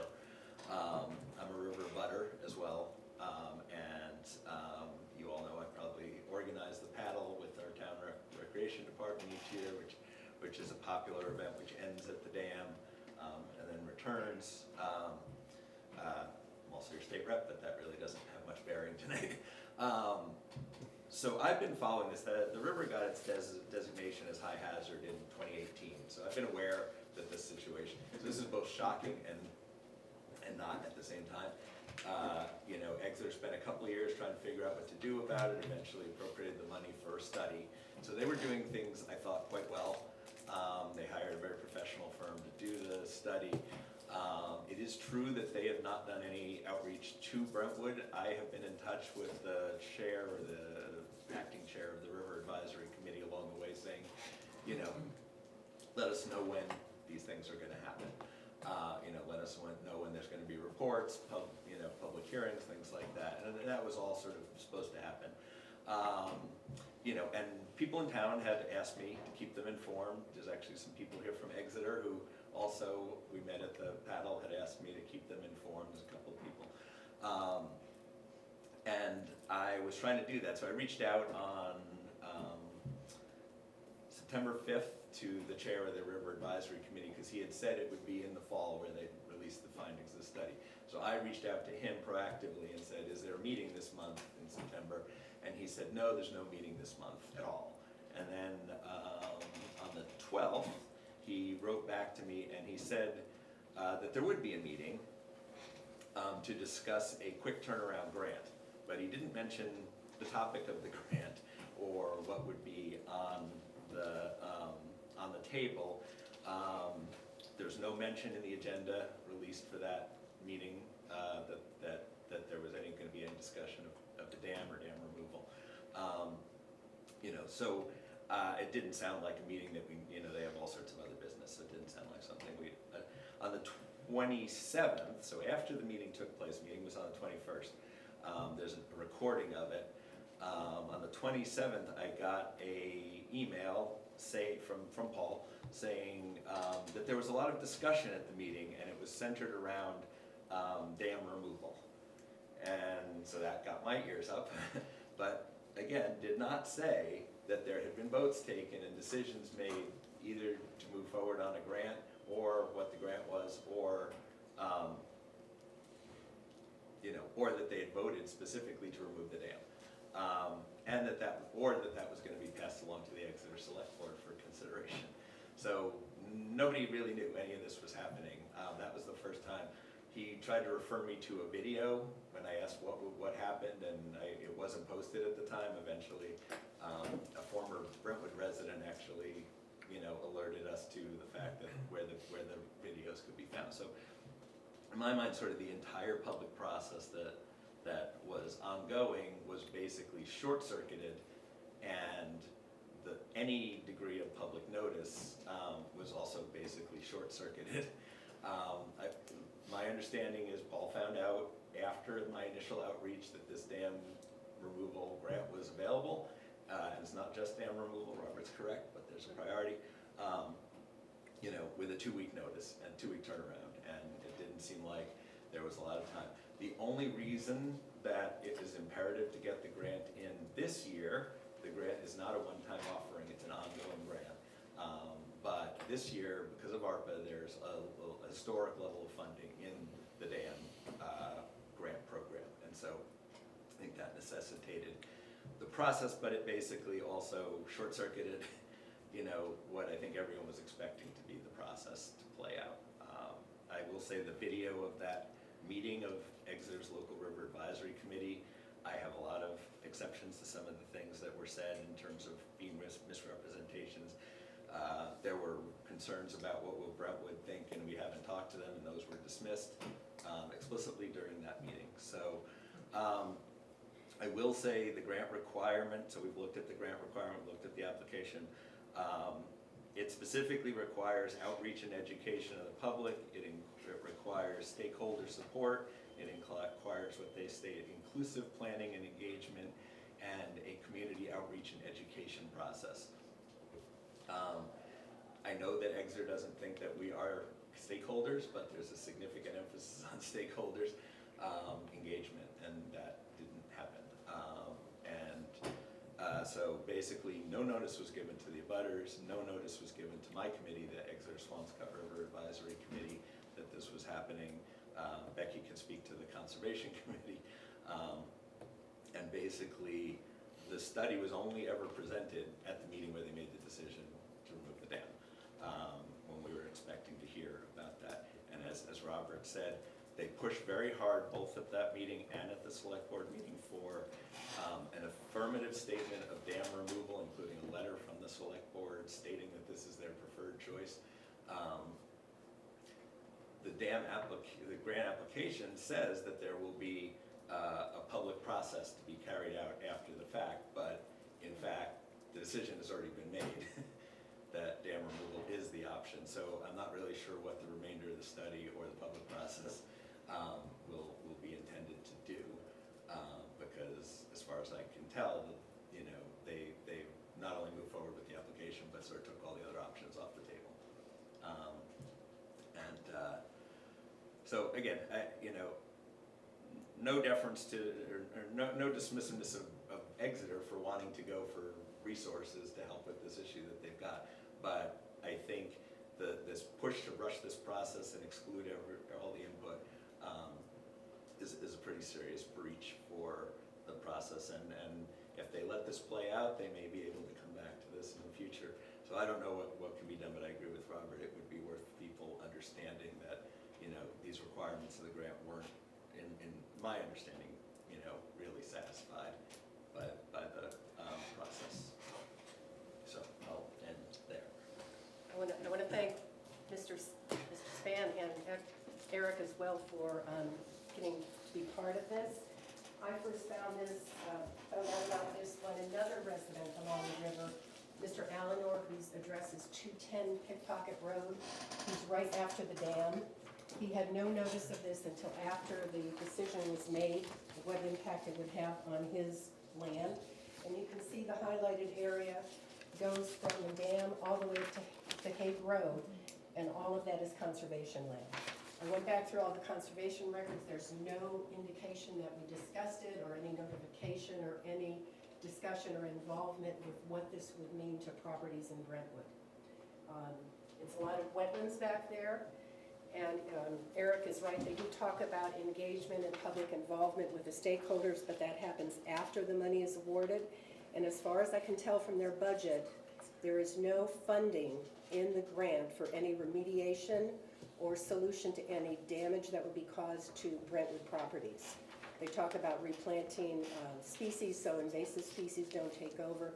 They talk about wall reconstruction, but there's no money allocated for Brentwood. They mention Brentwood, but there's no indication that any of that would flow to Brentwood for all these property owners who might have to do a lot of remediation to their land. The water level is going to change. I'm on the river as well, and last year we could have walked across the river. So I think there is a concern, what is the long-term impact on all those properties, especially conservation, and for all the residents who purchased that land and have been taking care of it as according to what their easements require. Investing money in plantings, investing money in keeping the water flowing, taking debris out of the river, and that hasn't even been considered. It is on the agenda to bring to the attention of the commission tomorrow night. That's our meeting, that's the first meeting since this. And I've checked with former presidents of the association. There was no information or Conservation Commission about this, so we are blindsided as well as the residents of Brentwood. So I would endorse that we have to do something. I'm glad you did a right to know, that's very important. But there is a person in the back page of the grant, and I gave a copy of the application to Karen. The woman who's in charge of this competitive grant program, she is listed there. And as we said, maybe it's our statement from Brentwood that we would like some involvement, action, whatever, that we're protesting this, if that's the word, but also some communication with NOAA. If you know anything about federal grants, they're always more positively received if they see that everyone has been involved. All stakeholders have been consulted. This has not happened. They might have a better chance if they waited until after Brentwood was involved and we had this conversation, discussion, and Brentwood was included. Mr. Allenor said I could speak for him tonight. I do have his letter. I will share it with Karen. That's as much. Oh, and one other part, they had not done any deed research. I know my deed says the land goes up to the middle of the river. That's going to change all of those properties from the dam up to Hague Road. I don't know what impact that would have on their deeds or on the easements. So that is another consideration. If I might just add couple things. First of all, just reading the information on the NOAA website, they are very pro dam removal. Yeah. And they're very pro doing anything that will increase the fish going upstream. Now, I don't know if there's any evidence that fish will actually go upstream if the pickpocket dam is removed. But I do know that if we do nothing, this grant will go through and the dam will be removed. Because Exeter will have $1 million and I don't think, we could ask Exeter to withdraw the grant, but they're probably not gonna do that because it's a lot of money. The other thing is that if you look through the studies and the technical studies that were done for the River Advisory Committee in Exeter, up until September, there's no mention of fish. This project was not about getting fish upstream. This project was about fixing the dam. Suddenly, in September, this becomes, oh, let's save the fish project. And the problem is that they have no studies to show that this will in fact improve the flow of fish. But any study they do now is tainted because they've already come to the conclusion and applied for the grant. So they're going to come up with a study which shows that, which proves it. But what's that study worth? So anyway. And I could just add, in that meeting where this was all discussed, there were direct analogies made between the removal of Great Dam in Exeter versus the removal of this dam. There's, I won't go into them all, a slew of differences between the situation. DES, I know I've met with one of the people from DES. They were monitoring the flow of fish, our fish ladder. In Exeter, when the alewives came in, you could see them stuck below the Great Dam. Thousands of them, spawning in water they're not supposed to be in. Now they are passing up over that dam, and that was a big success for Exeter. It is not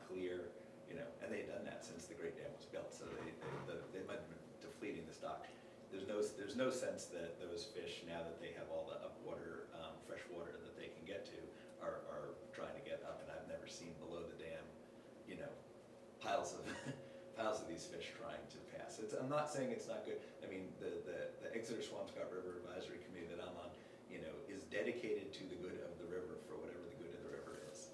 So I just want to make it clear, it's not just that we are opposed completely to the concept, but there was a process underway, and it basically was halted, short-circuited at my best.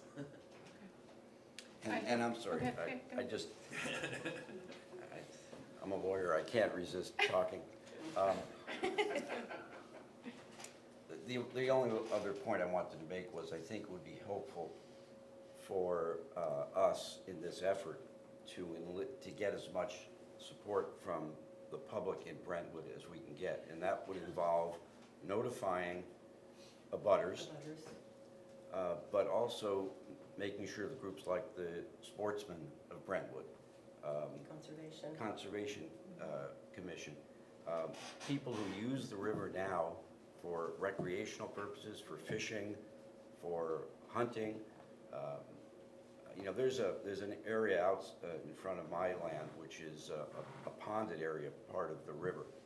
And Exeter would probably call that a stagnant wetland, but it isn't stagnant. There are ducks and geese and kayakers coming through all the time, and fishermen coming through all the time. So there's a lot of use of the river now, and I think we should document that and get as many letters of support for our position from these various stakeholders in Brentwood. I think you make an excellent point, because Eric mentioned the video that is on Exeter TV. It's an hour and 26 minutes, and if you watch that, they explain the different options that were possible. One of them was doing some clearing out of an island that has formed, clearing out the sediment, and doing some damage control to the banks, and that was as possible. That was the other option that the consultant talked about. Removal, or I think it was option 2A. So there are other options there. And you're right about notifying the abutters. You think of all the people who upstream border the river as well as downstream. What is that going to mean, people downstream? I know that there is a lot of activity on the river, kayakers, fishermen, and those ponds, those pools, that deep water will disappear. And it's going to change recreation as well as conservation. So how we go about notifying all the abutters, can we get help with that? How do we proceed with that? I said at the beginning that if there was public comment specifically about the dam, that we would invite it. So I think this would be a good time. If anyone in the crowd is interested in making any comments on this topic, we would invite you to do so. Can I say something first? Yes, and Andy wants to say something first. Not to be a Debbie Downer, but if I recall correctly, 5 years ago when Fremont got rid of the dam, they really didn't care about property owners. Like, there was questions about wells, and if you look at it now, you can see that the water level went from 30 feet across to Yep. 2. Yeah. Like, so I love your passion, but I don't think DES really cares about the property owners. They just want to get rid of the dam. And it does say in the document that they will not be liable for any damage to wells for that 3-something miles upstream from That are all in the dam. Brentwood. Yes. We used to joke about it all the time. There was Yep. a ton of dam meetings, Yep. and not a damn thing ever happened. I will say that dam was a different situation, because the dam structurally had failed at that point, and it was privately owned. So, and the owner was essentially bankrupt. You know, it was supposed to be a power generation dam. So the urgency to remove that dam was very different than the urgency to remove this dam, because it was causing, it was a hazardous dam. They couldn't control the flow any longer, and you know, and yeah, I agree. There was a small impoundment above that, and the butters were not happy about it. And they actually had probably more significant well issues than I would expect. But again, I think, you know, there was a process there that led to that. And eventually the state took it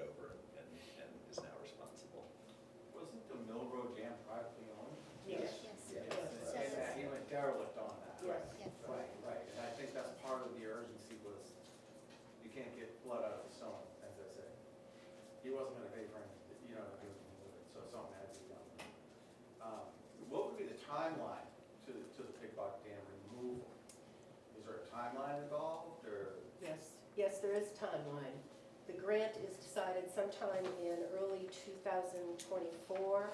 I have- July. Work is to begin in '25, has to be completed by '27. The specific details are in here. I'm sorry, I'm not prepared with those dates, but there is a calendar. Like in 2 years. 2027. 2027, Oh, okay, Yeah. fair enough. yeah. Don't be like immediate, like you're not gonna go buy this equipment. No, they have to finish the study, and they have to do all of that work before. Right, what Yeah. concerns me the most is A, that they never told the town of Brentwood. Like, the only way I can relate this is to like planning board issues. Like, if it's a big issue that's gonna have impact on a lot of people, you claim what's called a regional impact. Yeah. And you have to reach out to all these different municipalities and grab all this information from all of them, and everybody has a say when you claim regional impact. And I would say that the dam removal is more than a regional impact. I mean, it's a great impact to our community.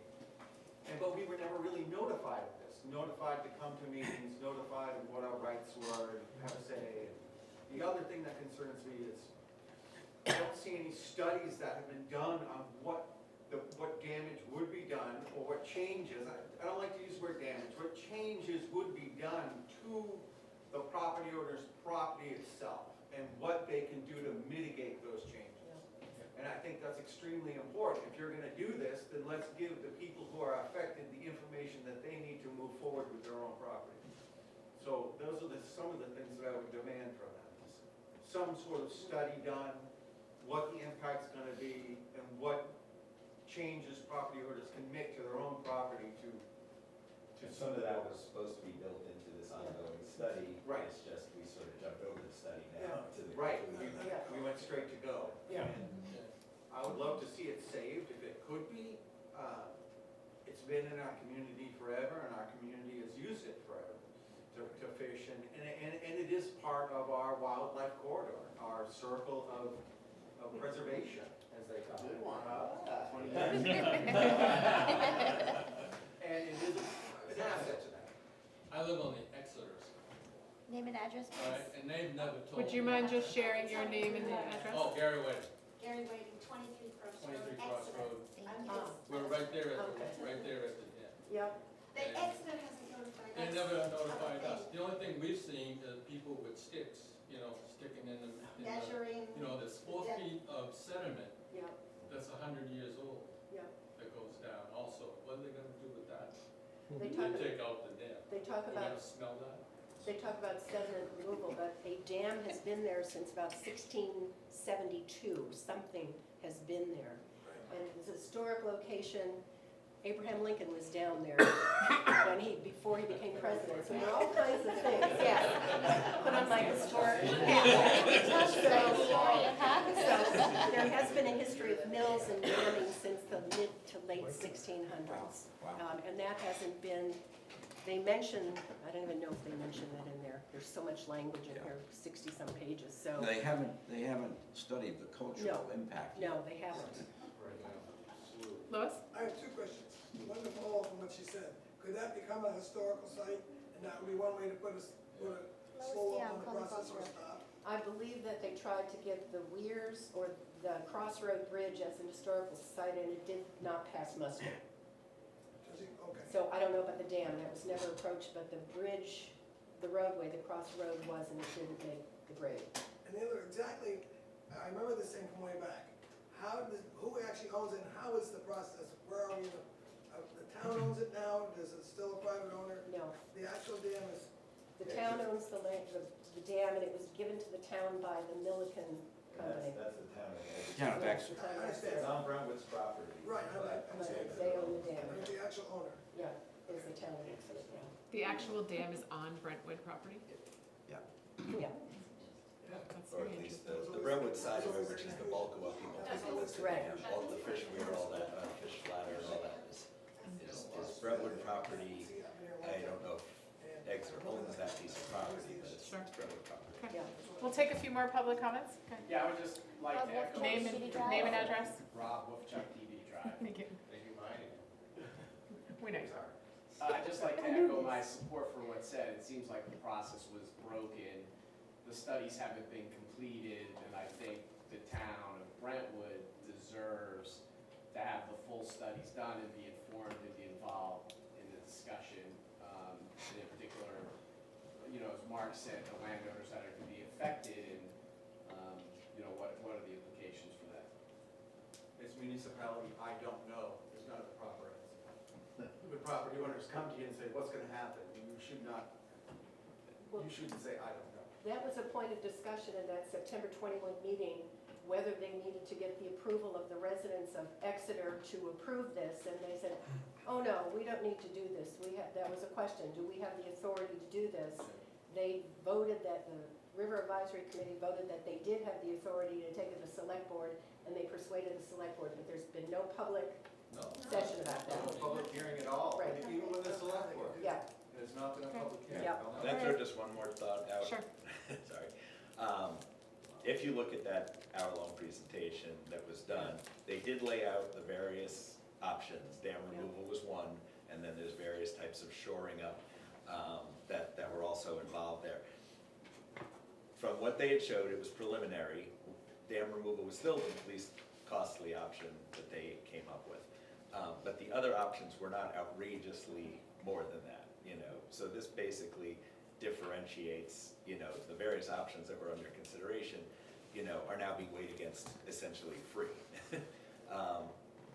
You know, so that's why I'm saying it really is kind of superfluous if they make this decision up front that dam removal, you know, it might have been true that shoring up the dam, you know, with a butter's contribution, with other towns, with other resources, you know, could have been brought to be equivalent in a different world, and I think that's not true. So just an update to the question asked, the town tax map shows that the property line goes through the center of the dam and that the town of Exeter owns 1.41 acres of land at the corner of Cross and Pickpocket.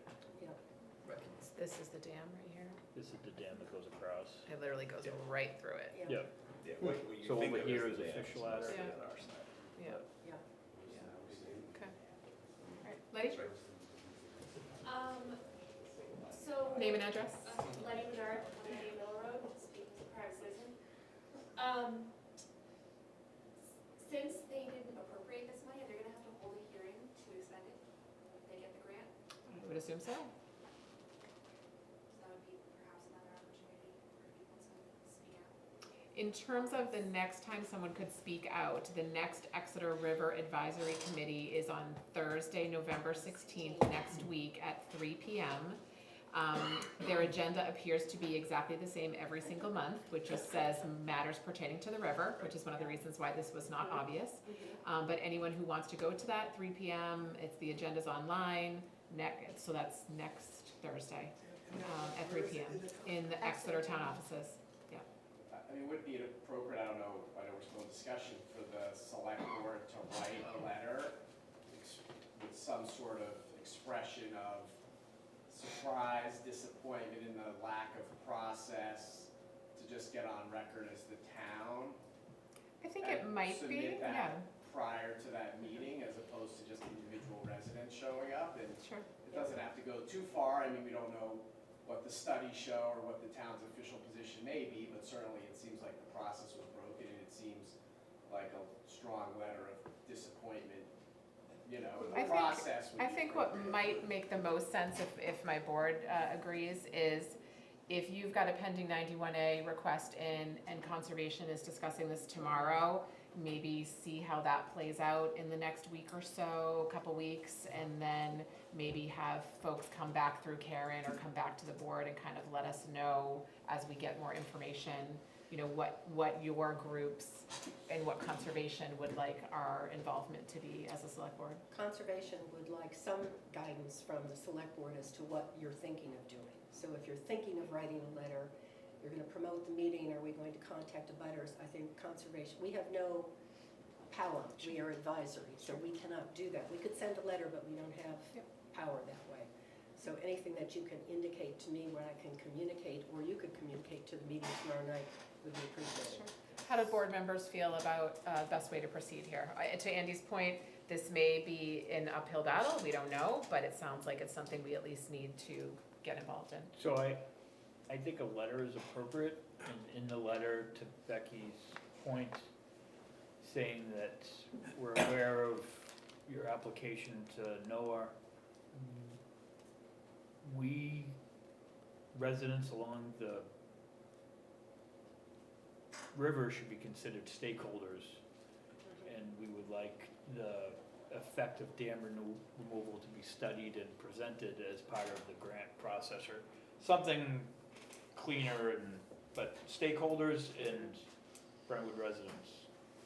The town is a resident on the river as well, owns property, so they're a stakeholder. I called to speak to Rustine yesterday to ask who is the Exeter town manager, to see what the status of that study was, whether they decided to continue with it or what their time frame was to move forward. So he had a meeting with their DPW director, Jennifer Perry, today, and then was gonna follow up with me after that meeting. So I should have more information later this week as to the update on that study. The one that was ongoing. Yes, and then it seemingly stopped when they applied for this grant, but I would presume they would still need that data. Will you let conservation know? Okay, thank you. If I hear back before. I think they were advertising that it was gonna be released in January Yeah. 24. That was the original plan. Originally, I think it was the summer, then I think it was January of 24. That was spring, but I could. Or maybe spring, but Spring, I think January 24 is the most recent. Now that they know the answer, they can speed it up. Paul? Yeah, I'm wondering, is there, because the whole notice issue is interesting, and is it worth speaking with council about whether there was some sort of violation of due process with the lack of notice? I mean, I just don't know the answer to that without doing a little bit of research, but. In I'm terms of wondering- regional impact. Yeah. Well, I know there is there is the regional impact statute Right. that Mark had mentioned. I'd have to Does look that at that. apply? Well, it may, but I know that may also be like more voluntary in nature, but I also wonder whether there's other notice requirements that may not have been followed. I'm sure DES has a dam removal procedure notification type scenario of what they recommend and what, Best practice. yeah.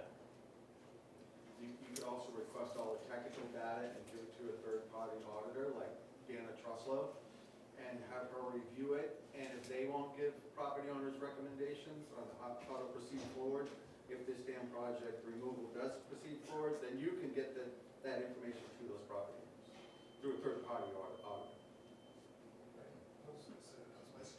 If they're not gonna give you the information, I think you should seek out the information yourself. I can call I the think dam you owe bureau that to too. the residents of Brentwood. So I mean, I don't think we're gonna come up with any definitive answers tonight, but I really appreciate you guys bringing this forward. And I think that at least sort of getting some word out, you know, to your friends, your neighbors, people you know who live on, you know, Peabody Drive and in this area, about the November 16th meeting, and then keeping this conversation going, I think is gonna be really important. Having said that, I mean, I do think a letter, you know, certainly we could say as a board that, you know, like. We're as disappointed by Rob- how the yeah, process as played Rob out. said, that, you know, I mean, we don't know yet, maybe there were legal violations here, but. I mean, I looked at the agenda, it said nothing. It literally said the same thing it says every single month, which said, discuss river topics. Yeah. Nothing about dam, nothing about removal, nothing about a grant. There was I didn't say anything about no, And you may not have seen, No, I see, forwarded. that's the magic word.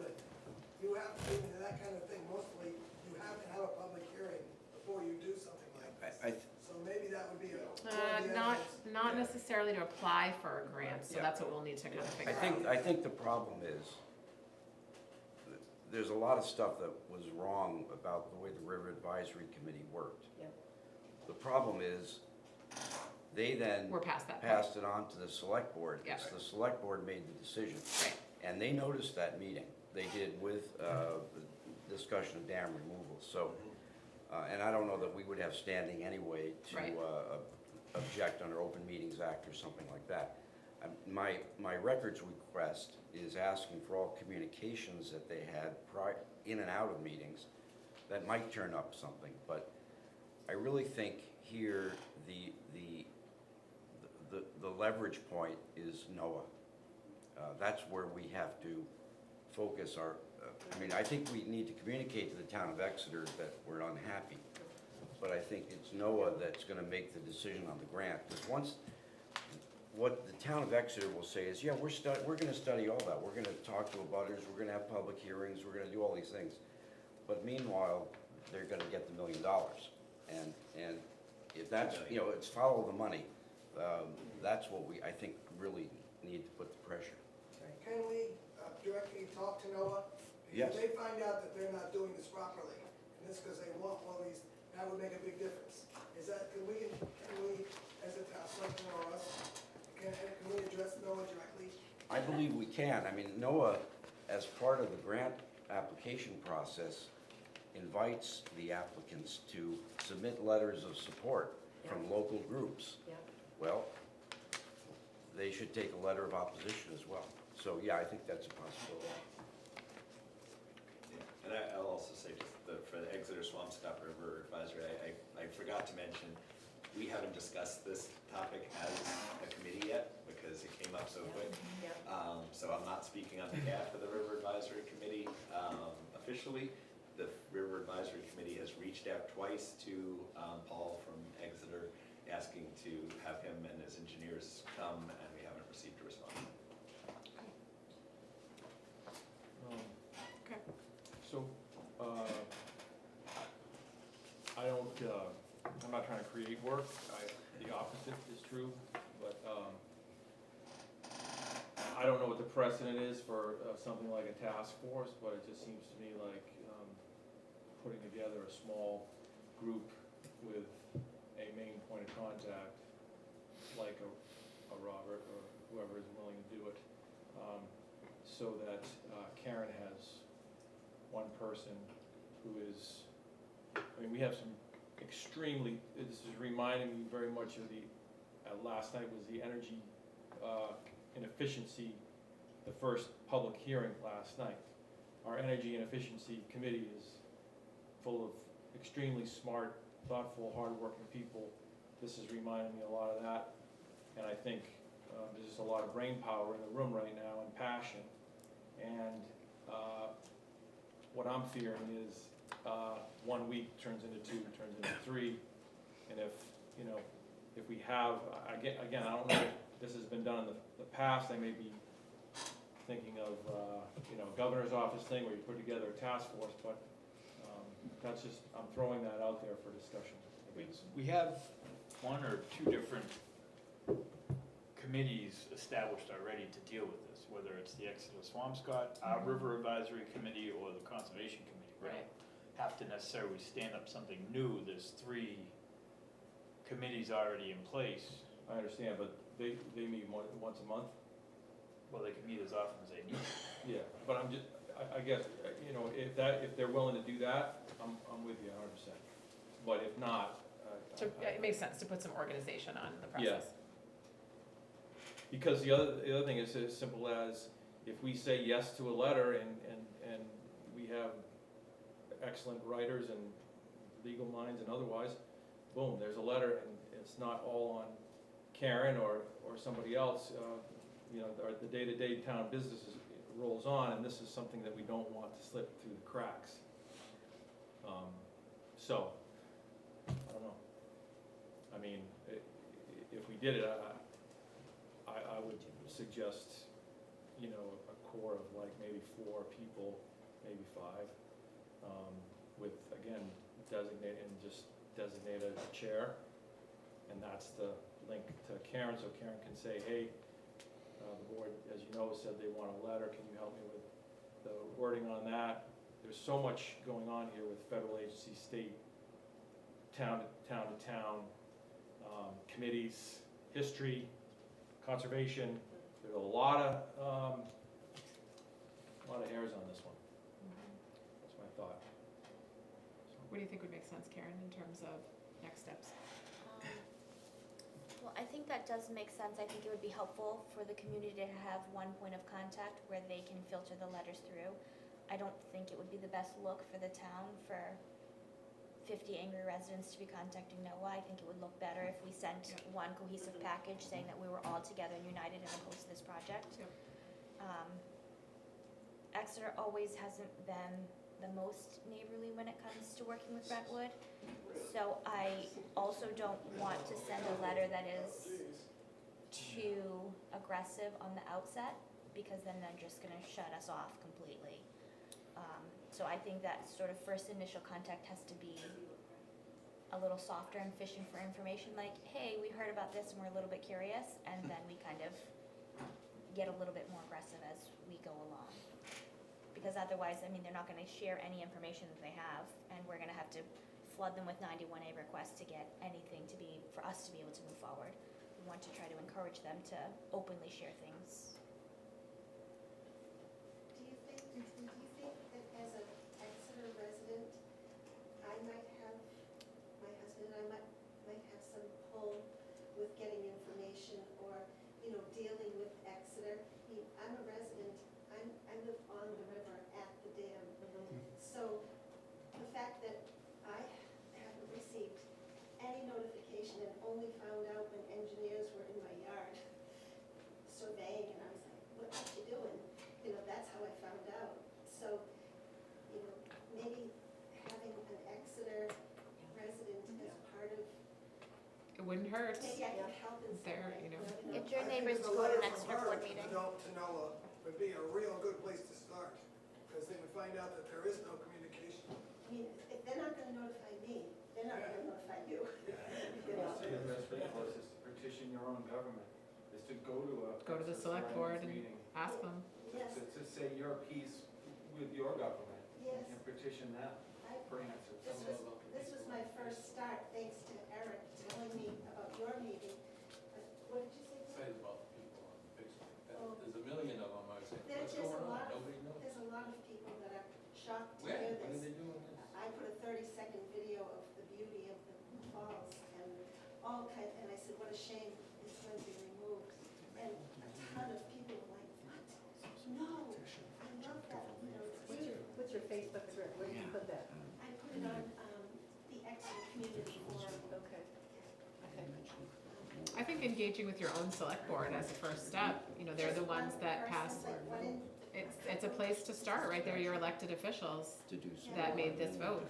Well, I'm on it. You really, you got the, you literally get the point of contact. So that's, I think that's a great. And then if I can be of help to your efforts, because, Sure. We appreciate you being here tonight. Share. I think we probably need to wrap this up for tonight. Let's kind of all think about, I'm gonna hear your point about sort of starting off slow and then building as we need to. So I think for now, we've got your 91A request, we've got Concom meeting tomorrow, maybe the River Advisory Committee needs to meet, on your group needs to meet or needs to convene with Concom a little bit, and we can kind of start talking behind the scenes a little bit about what we might want to do next. I don't think we have to make a decision right now tonight, because I think this is the first that a lot of people are hearing about this, but I really appreciate all of you guys bringing this forward, and we can start thinking about what we should do as a town. If I may ask, if the next meeting for the River Advisory Committee is the 16th, would we have a letter or some response to them by the time of their meeting? Because they're gonna meet monthly too, so we'll lose I time think we can unless we get certainly something. talk about that between now and next week, because we'll have a meeting before that. Yep, okay. Karen, can we give maybe Karen some direction if we want to spend some legal money to see if, first, we actually have any legal standing? I think we need to talk to council and see if we have any legal standing or if we're just spinning our wheels, as well as. Right, to Paul's point about are there statutes here about notification or involvement? As well as DES. Yep. Yeah. To see if the town has any standing Right. or if. And I do think the term stakeholder that's used throughout the grant solicitation, does not seem to define, the same version of standing that might exist, in terms of us being residents of Brentwood versus Exeter. So I think NOAA would maybe take a different view, even if the town council says we don't have formal standing, because it is true, And unofficially, if Noah's really interested in getting rid of dams, how much is Noah really interested in hearing negative things about the process? Yeah, hard to know. We've heard 1,000 times before. There's certainly a bunch Is, of points in the grant application that might be awarded if they're not awarded. Is there anyone on the board that would be opposed to us using some of our legal funds to run this by town council? No? Okay, so I think to start, Karen, if we can just run it by them. All right, thank you. Thank you. Thank you very much, everyone. Thank you. Robert, would you be willing to come to conservation? All right. Public? Oh, committee updates. We can do that, Meeting Chris. at 6:30. I'm sorry, I'm getting tired. All right, Okay. if we can have quiet, we do have some meeting left. Thank you. Thank you very much. Thanks, Robert. We have now finished our discussion action items. We'll move to regular business. We'll do a quick committee update and board business before going to non-public. Andy, we'll turn to you first, Conservation tomorrow night, 6:30? as discussed. Okay. Can we have quiet, please? You can take it out in the If there's conversation, you may go out in the hallway. Because John probably isn't here anything right now. John's asleep. John, do you have any committee updates? I would like to be asleep. No, we did have a very good, presentation meeting. Thanks for all who were able to attend, and, that's all I got for now. Russ? Yeah, John, sorry to miss that. I was double booked on that one with a family event. Glad to hear it went well. Communications committee reports that the proxy website is either in their hands for review or will be very shortly. Actually, any update there? No, okay. And then as I mentioned, energy and efficiency, there was a public hearing last night, and there'll be another public hearing on the 15th. Next Wednesday. And went very well, as usual. Thank you. Run out. As usual, the committee handled it really well, and the presentation is excellent. And then there's time for public input. It'll be the same exact presentation from last night. It'll be the same exact presentation. The point was to have two options for the public to attend. Wonderful. Thank you. Would that be? Next Wednesday, Yeah, 6 p.m. here. 11:15, 6 p.m. here. I watched that online, and it was wonderful, and I had a great deal of questions that I wanted to ask. It kind of degraded a little bit. You think? Little. I had some great questions that I wanted to ask, will the selectmen be voting that Wednesday? No, it will go to a warrant article at town meeting. The town has to vote for it. You have two options that I believe were discussed at that meeting. One was a little bit of greener energy, and was a state mandated amount of green energy. Those are decided down the line, so what what Brentwood voters have to do first is vote at town meeting to approve the community power plan. That is like step one. Then after that, it would be this board's discretion who we sign a contract with and what that contract looks like, with advice from our energy committee. Fair enough, thank you very much. Perfect. A little clarity. Perfect. I think just to clarify, at least as I understood it, Mark, the standard power, if that's who we went with, they had different options where you could go their cheapest option, or, with no renewables, or, a mix of renewables, or a lot of renewables. Yeah, I think some plans give the consumer some choice. Yeah. An individual basis? I believe some towns offer individual choice on what kind of plan you have. The individual, you would have a standard, they would select one tier, and that's what the standard would be. So anybody that switched over, that they automatically switched over would switch to that tier, but you could choose one with more renewable energy. Yep. So if anybody has questions, come next Wednesday, get your questions answered. Yep. Okay. Paul? Planning board, we're just working on the master plan for the vision and the transportation issues for the town, and I don't know, Mark, was there anything else that happened Thursday night? No, there was just that one hearing with the variance off of. Yeah, it was a small subdivision to subdivide into two lots. into Yes. 2 lots. And that we're still waiting for Prescott Pump to be in contact with the ZBA to get their variances approved or denied, and see how that process is going on. That's the big Yeah. building. The castles. Russ asked a question at a selectmen's meeting, it's 3 acres under roof. Yeah, it's big. Okay. Other planning board updates? Okay. In terms of school board updates, there was a school board meeting last night. They are working on their fiscal year budget. There will be no changes in teacher or staff, nothing significant, but there is some anticipated increased costs that they are working through in terms of some things that need replacement at the school. Their wireless system needs to be updated in the whole building. There also have been having some really good discussions over the past year or so at the school about whether the school will move forward with a solar project. They've been working with the town solar committee that has been really helpful to them. So stay tuned in the coming months for more information about potential solar at the school. And then tomorrow, Wednesday, at 5:30 at the library, there is a public forum with the new superintendent, Esther Abel. So people who want to go engage with the superintendent about the schools, that's happening tomorrow, I believe, right, 5:30. Does it have an agenda, or it's just a general discussion? General discussion with superintendent. So if anybody is interested in taking part in that, that will be tomorrow, 5:30 at the library. And if there's no other committee business, I believe we have to go to non-public for personnel. Is personnel only? Yes, there's 2 matters, but they're both Two personnel matters. So I will take a motion to go into non-public for personnel. Motion. Second. Roll call vote, Andy? Aye. John? Aye. Russ? Paul? I'm an aye, so we'll go into non-public for personnel. Can I just say that however the microphone is set up tonight, I could hear like everything Mark Kennedy was saying. I could hear everything. Oh, really?